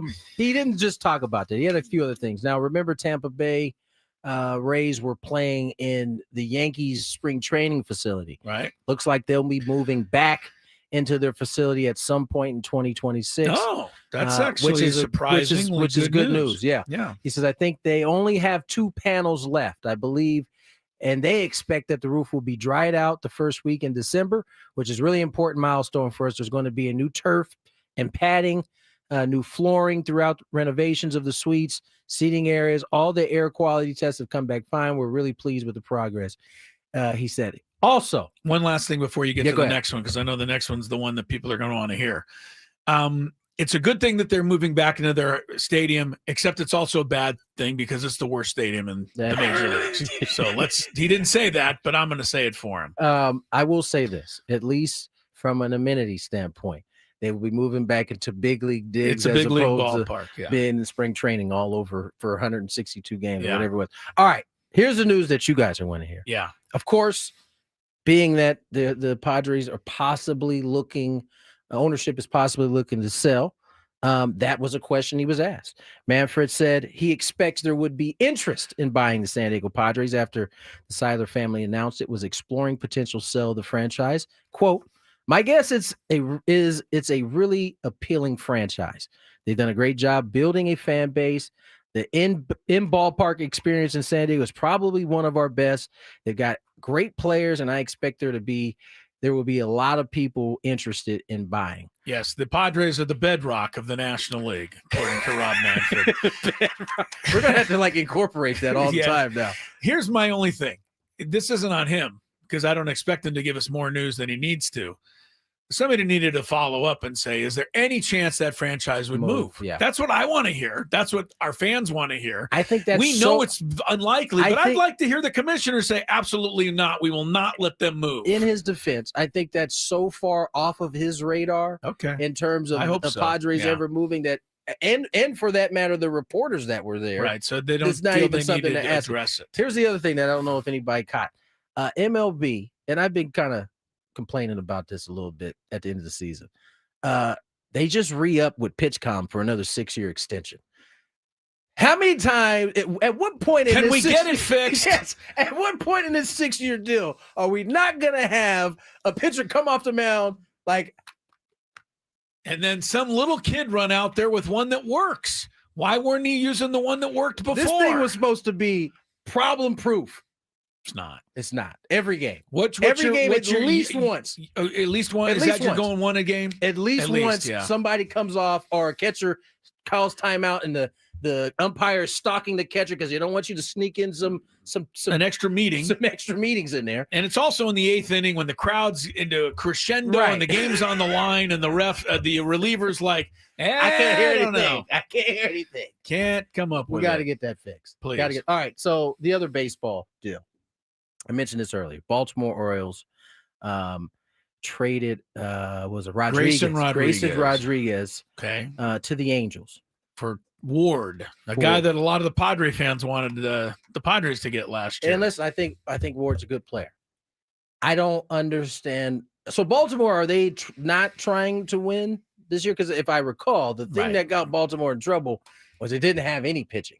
And Rodriguez is a potential number 1 guy. But he missed all of last season. He had in their very small defense. Right. Maybe the Orioles just don't think he'll make it back. But you need more offense, though. I mean, you got 7 young studs out there already. The Orioles. Yes. Yeah, that's true. They've got all those guys. They don't need offense. And this is a team that before last year was a team that was supposedly up on the come up, about to take over the AL East. And then they took a huge step backward because they didn't have enough pitching. And then one of the first moves you make is to trade your probable number 1 starter. They've already got Colton Cowser, Tyler O'Neill. They did lose Mullen. Was it Mullins? They traded Mullen, yeah. Mullen in the right at the trade deadline to the Mets. I don't know what the Orioles are thinking of. Rodriguez was 2.26 ERA. He pitched at the end of his rookie season. He was that good. He pitched here 2 years ago. 2.26 is pretty good. It was not pretty. But he was hurt, missed all of last year. So there's 2 things. Either the Orioles are going to be able to say, I told you so, because they'll get 25 home runs out of Taylor Ward, or Tyler. I always get Taylor. My Taylor and Tylers are not great. Taylor Ward. And all I need is the Rogers twins to jump up, Taylor and Tyler Rogers, because I have no idea who's who there. But Ward will hit 25 home runs, and Grayson Rodriguez never gets healthy. Yeah, I mean, the Angels will get him healthy, and they'll get a steal of a number 1 starter. They'll mess it up, though. They will. And that's, I think, what the Orioles are counting on. If you ask the Orioles general manager, what are you thinking in this trade? And you put his truth serum in there, and he had to answer, he'd go, Well, we're just doing this because we know the Angels will screw up, and we'll look good in the end. We'll look good at the end. One last announcement from Mr. Manfred. You also now 2 major changes to the league's All-Star Week schedule. The draft, which previously had its first round on Sunday, will hold the first round on Saturday, and the futures game will be moved from Saturday to Sunday. So a little minor Thank change. goodness for that. A little minor change. Did we ever there. talk about the NBA's new All-Star format that it is the most confusing thing I've ever heard. That's why we haven't talked about it, because I haven't quite been able to wrap my mind about it. There's going to be 12 guys on the international team. There's going to be 12 guys on the American team. But if the 24 players are going to be chosen at random by the fans, and it could come out where there's not 12 Europeans and 12 Americans. Right. And in that case, then Adam Silver has to see where the bedrock of the NBA lies in order to, I don't know how they're going to figure it out. Yeah. Don't try to even figure it out. Don't waste your time. Let's just say I'm not a believer yet. They're going to have to Why don't they convince me. just end it? Because we need an all-star. And how about they just play some good pickup basketball again? That's all we have to. You should go back to the 190 to 188. Give me no. I'm saying good pass pickup, and not an offensive display of scoring. Didn't they get to 200? They almost. Years ago? I'm pretty sure they did. got to it. All right, let's get to break. More Gwynn and Chris on the other side. A little traffic before any of that.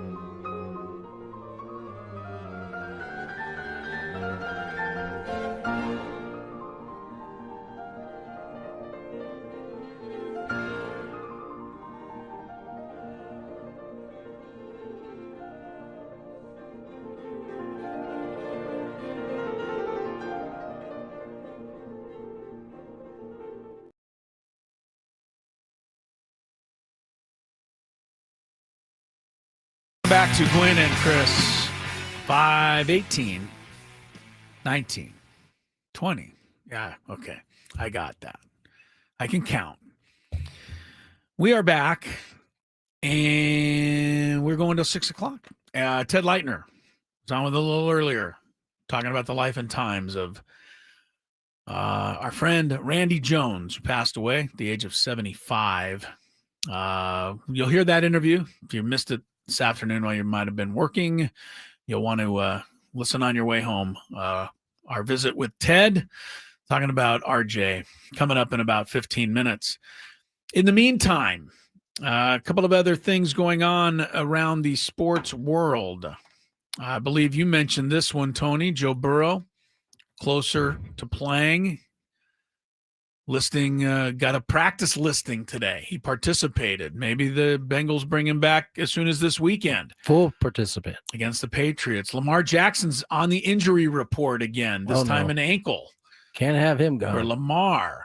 Aaron Rodgers, playing status, he says, will be, quote, a safety thing. He's got the wrist injury. We don't know if he's going to go. Brandon Cooks has been cut, the old wide receiver. Now, last with the Saints. So there's a couple of football things. Oh, also Shadur Sanders is going to start. Yeah. The next game. You know, after 4 for 16, I can totally understand why they're in a big hurry to get him back in there. Well, I mean, they're going to give him some reps today, this time against the, the starters. That will help. He did come in unexpectedly in the second half after I think Gabriel got the concussion thing.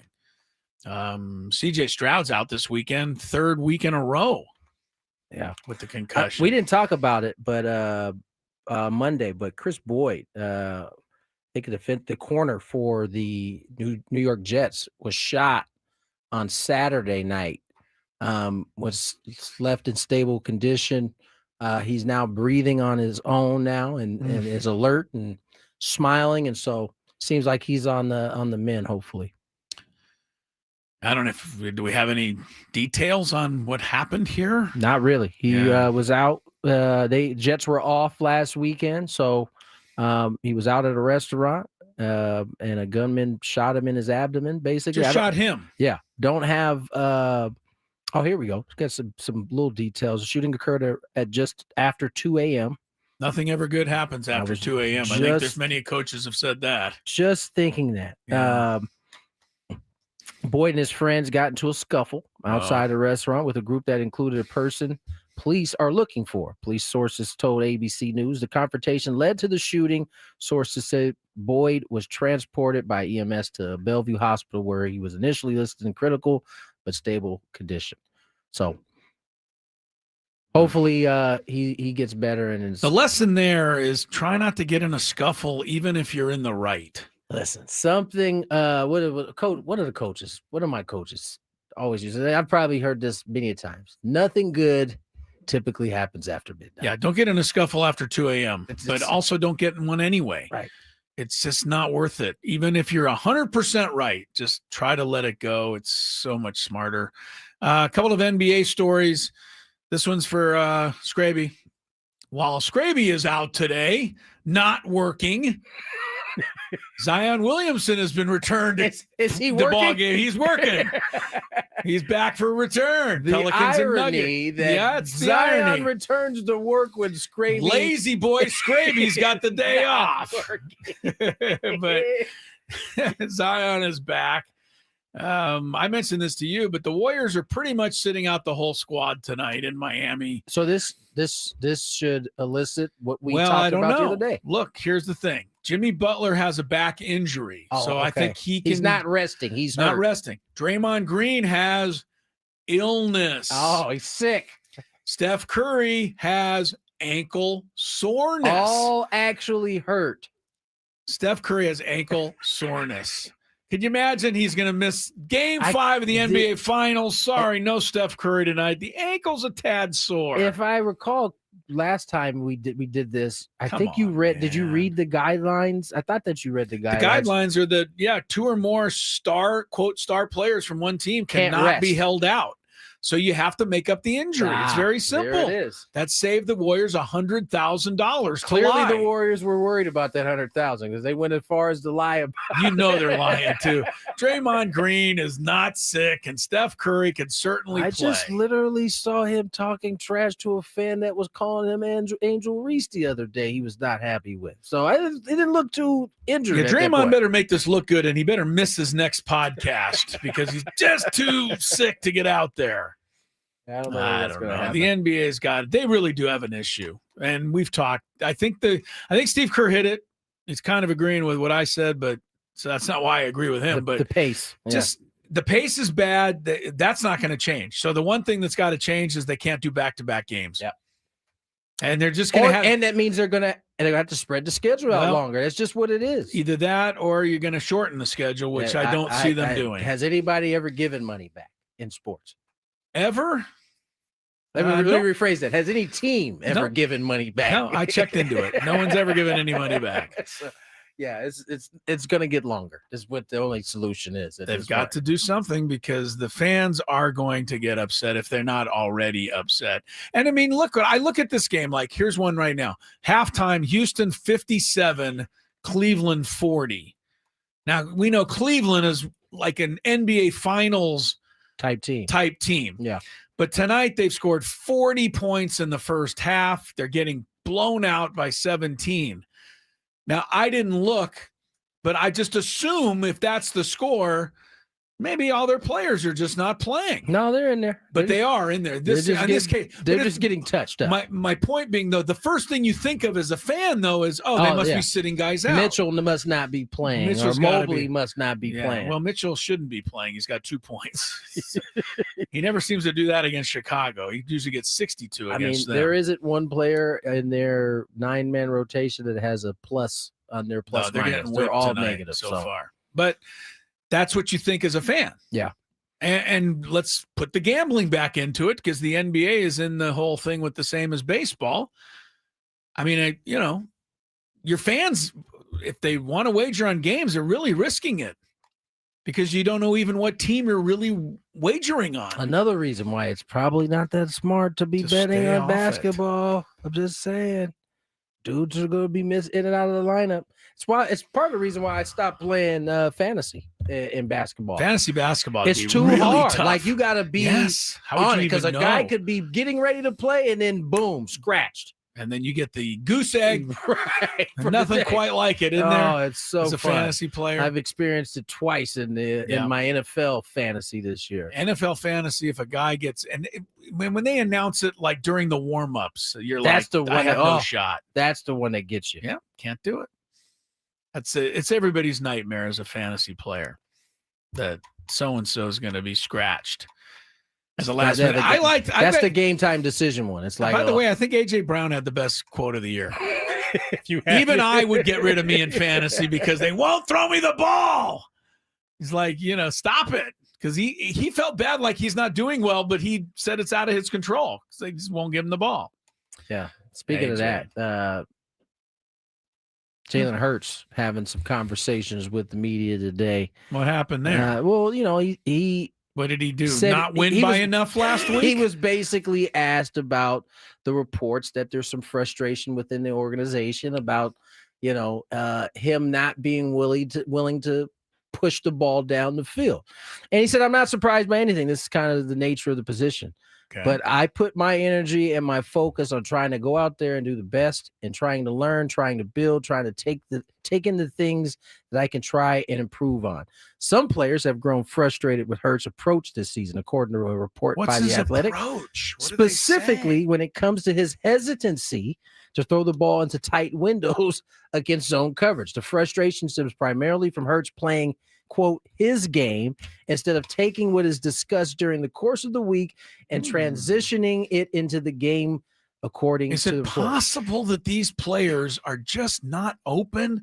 Because I don't know of a quarterback in the history of the sport that has looked at a guy down there wide open and said, yeah, I'm going to hold the ball just to give these guys a chance to tackle me. I don't think that ever really happens, but, maybe they're onto something there. Maybe they're thinking that he won't make a tight throw because he doesn't want an interception on his record, something like that. I just saw the head coach of Delaware State, a.k.a. Deshaun Jackson, former wide receiver for the Eagles, and he has a close relationship with A.J. Brown. And even he said that, he's brought a lot of attention to this situation. And the one thing that happens, and we've talked about this, when you bring a lot of attention to a situation, you better make sure everything on your side is zipped up. And he said, and he said that on you see a couple routes where there's a ball he's thrown and he kind of gives up on it. Those are the type of things that, if you're going to make the noise, you certainly can't allow that to be on your film. Fair enough. Point. Now I've seen, and the other problem is, as you kind of alluded to, they're winning. They're 8-2. That couldn't be too bad. It's really hard to be complaining. You do sound a little whiny when you're winning. I'm just saying, because you don't sound like much of a team player when you're winning, and you're I know it hasn't been pretty, but they're winning. They're 8-2. On the same time, Devonta Smith, 1 catch for 8 yards or something last game. He's a starting NFL receiver. You think they would try to get him the ball more. Yeah, he's quite good. But I've seen, I always stick up a little for Tua, not always, but this time I will. I've seen him throw a couple of deep balls this year where his receivers haven't even jumped for the ball. And the other guy jumps up and intercepts it. Right. You got to try to make a play. Or at least turn yourself into a DB and knock it down. Right. Not every interception is always on the quarterback, actually. Yeah, no doubt. All right, Ted Leitner on the life and times of Randy Jones. I think an appropriate way to wrap things up tonight. We'll have it for you when we return.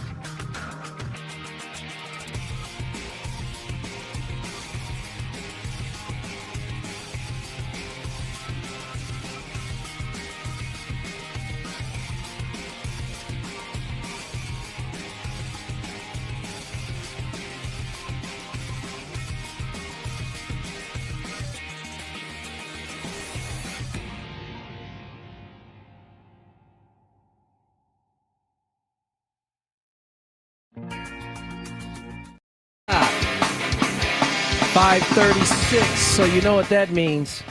Today's biggest fan, Danielle Ceballos of San Diego. Give us a call within the next 10 minutes at 833-288-0973. You'll qualify for our grand prize. That's 20 tickets for you and your friends for a night in our Odyssey suite. Particularly happy with this winner for some reason. The Padres game with all of the fan staff later this season. Remember to register your name at 973thefansd.com/biggest fan. Danielle Ceballos. Remember Cedric Ceballos? Of course, do I remember the old Cedric Laker? Ceballos. Yeah. Of course I remember Yes, Cedric won the Ceballos. dunk contest. Was the first blindfold. He was the first guy to try the blindfold dunk. Yeah. He was a son then, though. He was a son on that Came one. to us shortly Came thereafter. to the Lakers. Pretty good. Well, there's so many great players. We shipped off, I believe, Robert Ory.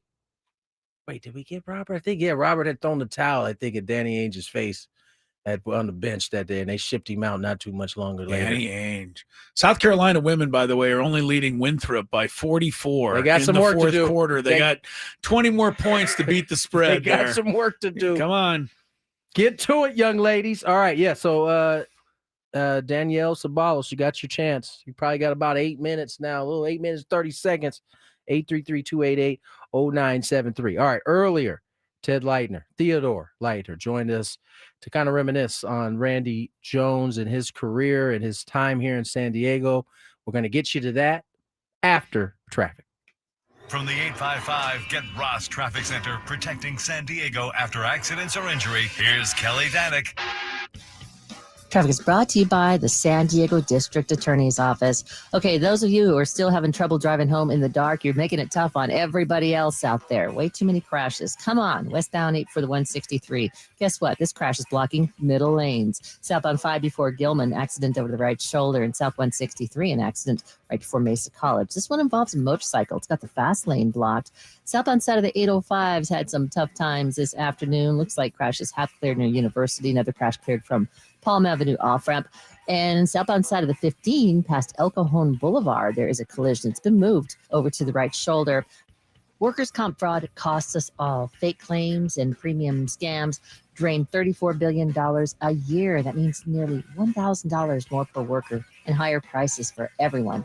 Workers' comp fraud hurts us all. See it, report it, stop it. Learn more at SanDiegoDA.com. I'm Kelly Danick with Gwynn and Chris, San Diego's #1 sports station, 97.3 The Fan. Ted, thanks so much for giving us a few minutes of your time today on what's really a sad day. As I said earlier, kind of a show I hoped I'd never have to do. Understand.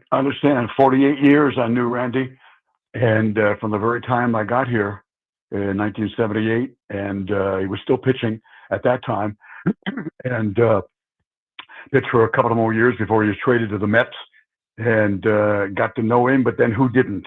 This was he and I have been an ambassador, the two ambassadors for the club for the last my 5 years, and he longer than that.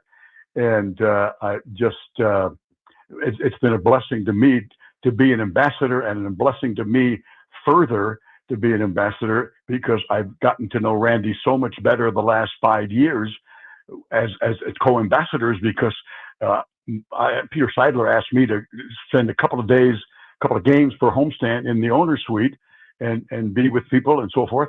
And every game that I was there, Randy was there, because Randy went to basically all of them.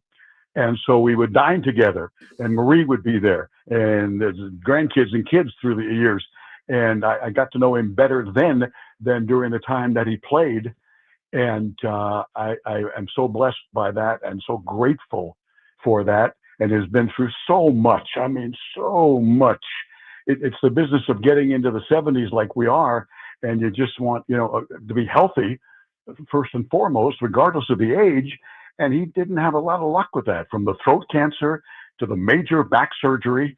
And a friend of mine, I didn't even know, I haven't seen Randy since the end of the season. And a friend of mine told me he broke his hip in September. And so much he had happened to him. And I think aged a lot physically in the last few years rather than chronologically. But just a great guy. I always think about that. I got to cover Tony Gwynn for 20 years, and I had a couple as a TV guy at Channel 8, and then a broadcaster with KFMB when they did the Padres, and got to be with Randy. You can't have two, never mind ambassador. They were ambassadors and they were players, and that's the kind of guy they both were. And I was so blessed to know both of them. Theodore, I didn't get a chance to see Randy pitch or get to know him as a player. I got to know him in his kind of second act, Right. as he was retired. But you got to cover him a little bit here in San Diego. What was he like as a player? Covering him then, and it was kind of a shame for me, and because he had been so terrific. The first, and people forget this. You know the analogy that I use, that when Joe DiMaggio retired with the Yankees, he started doing commercials for the new company called Mr. Coffee, the Mr. Coffee machine, and they were all over New York and so forth. And young people would ask their dad and their mom, "Joe DiMaggio was a ball player?" You mean the Mr. Coffee guy? Yeah, right. Yeah. And I think so many young fans in San Diego, and maybe young adults too, who were not here, like I was for the prime of it, on the end of it, the playing career, that Randy Jones was a player. I thought he was as I always call it, a magnet, entrepreneur, because he hustled and he worked and he did stuff constantly. And they know him for the barbecue restaurant that he used to have. They know him for the barbecue restaurant at the new Petco and the kiosk and all that stuff. And he became more noted for that, plus his broadcast work and talk shows, right, where you guys, in terms of doing, and Padre pre-games and post-games and all that for a couple of decades. So they knew him as a broadcaster and a restaurant guy. And he played. Not only did he play, he was the first Padre star on early expansion bad teams. And was just the guy, early on with Dave Winfield and those guys that were the so-called cornerstones of the franchise. And I think Randy is kind of forgotten for that, because it's been so far back there, and they were not, good Padre teams, winning teams. But to win like that, with those kind of teams, to win 22 with a mediocre team in '76, just amazing. And to answer your questions, the kind of pitcher. And I saw him, like I said, when he was in his last couple of years, and then he was traded, had 2 more years with the Mets, and he wasn't the same pitcher. Had that nerve problem he had in his shoulder and neck, and he was never the same pitcher again, literally, after he won the Cy Young in '76. But the sinker made him. The sinker made him, and he was unbelievable. He was just unhittable. It's just like Trevor, with the changeup, the Bugs Bunny pitch. calls it, where you could tell them, hey, changeup is coming. They still couldn't hit Trevor. Yeah. And the same thing with Randy. It's a sinker, but I can't hit it. My favorite moment was Pete Rose. He owned the all-time hit champion. And Pete one time, of course, batting right-handed against Randy, the lefty, got so frustrated, he came up and he batted left-handed against him. And thought, hell, I can't hit him right-handed. I'll try lefty-lefty. That's and when, he grounded that's when out. you know you're frustrated as a hitter, when you Exactly decide to go right. same side. And grounded out. So Randy, and the fascinating part, and it shows how much the game has changed. I'm not a big stat guy. Not a big stat, algorithms, all that stuff. I'm not big into that, but there's some that are amazing. But to show you how the game has changed, when he won the Cy Young, 315 innings. 315. You know when you'll see that again? Never. Yeah. In that same year, 25 complete games. Yeah. That's got to be more than the entire National League combined last year for himself. And what made him even better, and he told me this, that with the sinker, you know, he had it early sharp, and then you get a little less sink later. But when he got tired, it always sunk like crazy and moved like crazy. So he got better as he got tired. And so if you can get him out of there by the sixth, he was going 9, and you were going to lose. Good chance you were going to lose. And it always fascinated me because it was really, really hard to hit. And like I said, he was fantastic, and it all peaked in that 76 season. He beat out Jerry Koosman for the Cy Young with the Mets star, and Don Sutton, my old buddy with the Dodgers, and Steve Carlton with the Phillies. That's what young people need to know, that this Randy Jones, great guy, ambassador, barbecue restaurateur, but one hell of a pitcher in his Cy Young year. Yeah, for sure. And, you know, the fact that he said he got tired as the game went on, that was the excuse he told himself to stay out late before the night before a ball game. Like, I better stay out here for another couple of beers just to make sure I'm tired tomorrow. My boy RJ didn't need it. My boy RJ didn't need any excuses to stay out late for another couple of beers. Ted, you're so good at doing stuff like this. I mean, everybody's going to try to, you know, how are we going to remember? What is his legacy going to be when the sadness wears off? I told Tony's dad's going to always be Mr. Padre, but where's Randy going to fit into that scheme here as the years go on a little bit? Because of all the stars, and Dave Winfield was a good guy, and I had a great relationship with Dave. I still do. And all those other guys and so-called cornerstones and the stars, Jake Peavy, so forth and so on, Greg Vaughn, love all those guys. But in terms of personalities, as in, what do you need? Okay, what charity do you need me to be involved in? That's Tony Gwynn, and that's Randy Jones. And in terms of whatever you need. And I was so blessed to be, you know, with him. Like I said, my 5 years of ambassadorship, he's there every night, and I watch him with people. And you can learn. You really can. You can learn from people like that. I always did that. You know how I did that in my life, later in my life, and changed a lot. I hope for the better. That I would watch what Jerry Coleman would do. And I would watch what Randy Jones would do in dealing with the public. And when I had a problem or thinking how I would deal with something, a speech or an appearance I would make, I would ask myself, what would Jerry do? Yeah. What would Randy do? Yeah. That's the legacy to me personally, that their personalities, their charm, their love for people is returned by all those people. And Randy stands out among all Padre players for having that. Like I said, just in spades, amazing. Simply amazing. One of my favorite stories, Hal Clement told me this, that when I was at Channel 8 on sports, Hal, of course, was the #1 sports guy at Channel 10, and a terrific one. And he wanted to do one of those, remember, the reporter involvement stories. So he called Randy and said, hey, I could hit you. I could hit you, Randy. and Lefty said, okay. What do you want to do? I'm going to come out with a camera at Jack Murphy, and I'm going to let you pitch to me, and we'll do a story on it. Okay, I'll see you out there, whatever.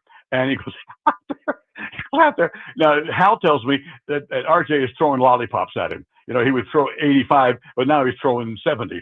And Hal hit one really hard, right back up the box. Oh. And Randy had to dance out of the way. And so the next pitch, he knocks Hal down. There we go. Sounds like RJ. He knocks Hal down. He takes a couple of steps toward home plate, and he says, hey, don't you ever hit one back up the box against me. Stares at him, and then gets hysterical. Breaks out laughing. Hal breaks out laughing. That's Randy Jones. Yeah. I think, and if he wanted to throw in high and tight, I don't think anyone ever had a better control than him, until maybe Maddox. I'm putting him on that level for pinpoint control, Ted. Yeah, he didn't strike out many, but I'll tell you what, he didn't even walk anybody. He was going to go here it is. Go ahead and try to hit it, ground it out, give me a double play. I know you will. And he had 90 strikeouts, even the Cy Young Award winner year. 90, nothing. It was not about that. I'm going to put it in play. I'm going to use my defense. I'm going to go get a drink of water. That's it. Ted, thank you so much. We really appreciate you doing this today. I know you had probably a lot of people calling and asking. It was very nice of you to join us, and we appreciate it a lot. Thanks, sir. I appreciate it. It was a tough night hearing the rumors, and then making a lot of calls all night long and trying to reach people, and now we know, and I miss him already. Yeah, well said, as it always is by Ted Leitner. Thank you, Ted. Thank you, Theodore. Thank you, guys. Yes, sir. I appreciate it, guys. Yeah. You bet. Ted Leitner, kind of taking us down memory lane a little bit as it pertains to Randy Jones. RJ. Really only 4 numbers been retired for the Padres. I know officially 6.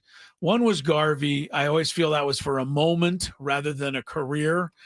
Jackie Robinson's retired, but that's all throughout baseball. So the 4 really are Trevor and Winfield and your dad and Randy.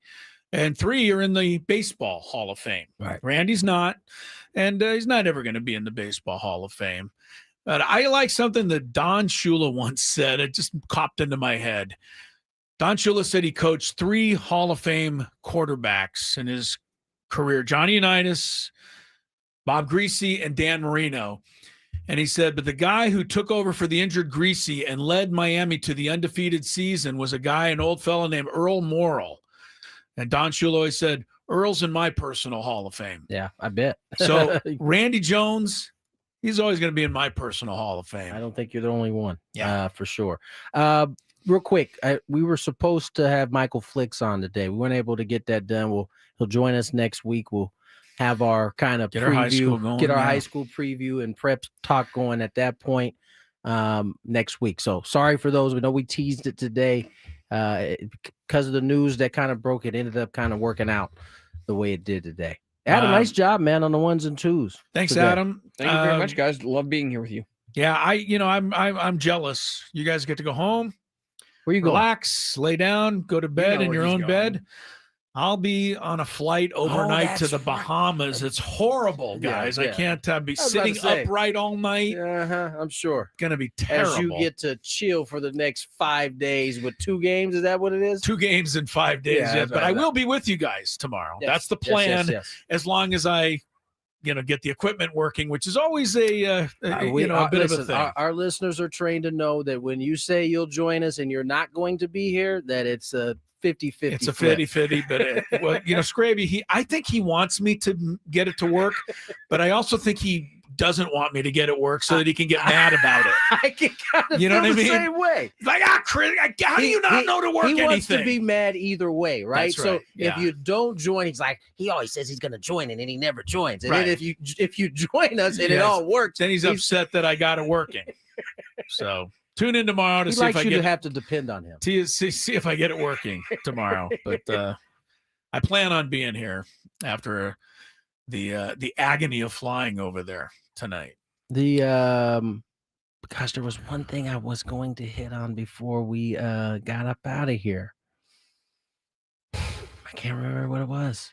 Oh, TV deal that we didn't really actually get a chance to talk about. Padres and baseball's TV Major deal. League Baseball's TV deal. Remember they jumped out of, or ESPN opted out of their deal. Well, they've somehow kind of put it back together. It looks a little bit different. All you need to know, folks out there who are looking at Padres TV.tv, nothing changes for 2026. I can't promise that after 2026 it stays like you get at least one more year of the Padres. One more year of getting your games the way you've been getting them. Yeah, and we'll worry about the rest after. How about that? Yeah, I'll take that, but I'd rather, it be an ongoing thing. Here's a couple things that you'll be. I don't know how you'll feel about it.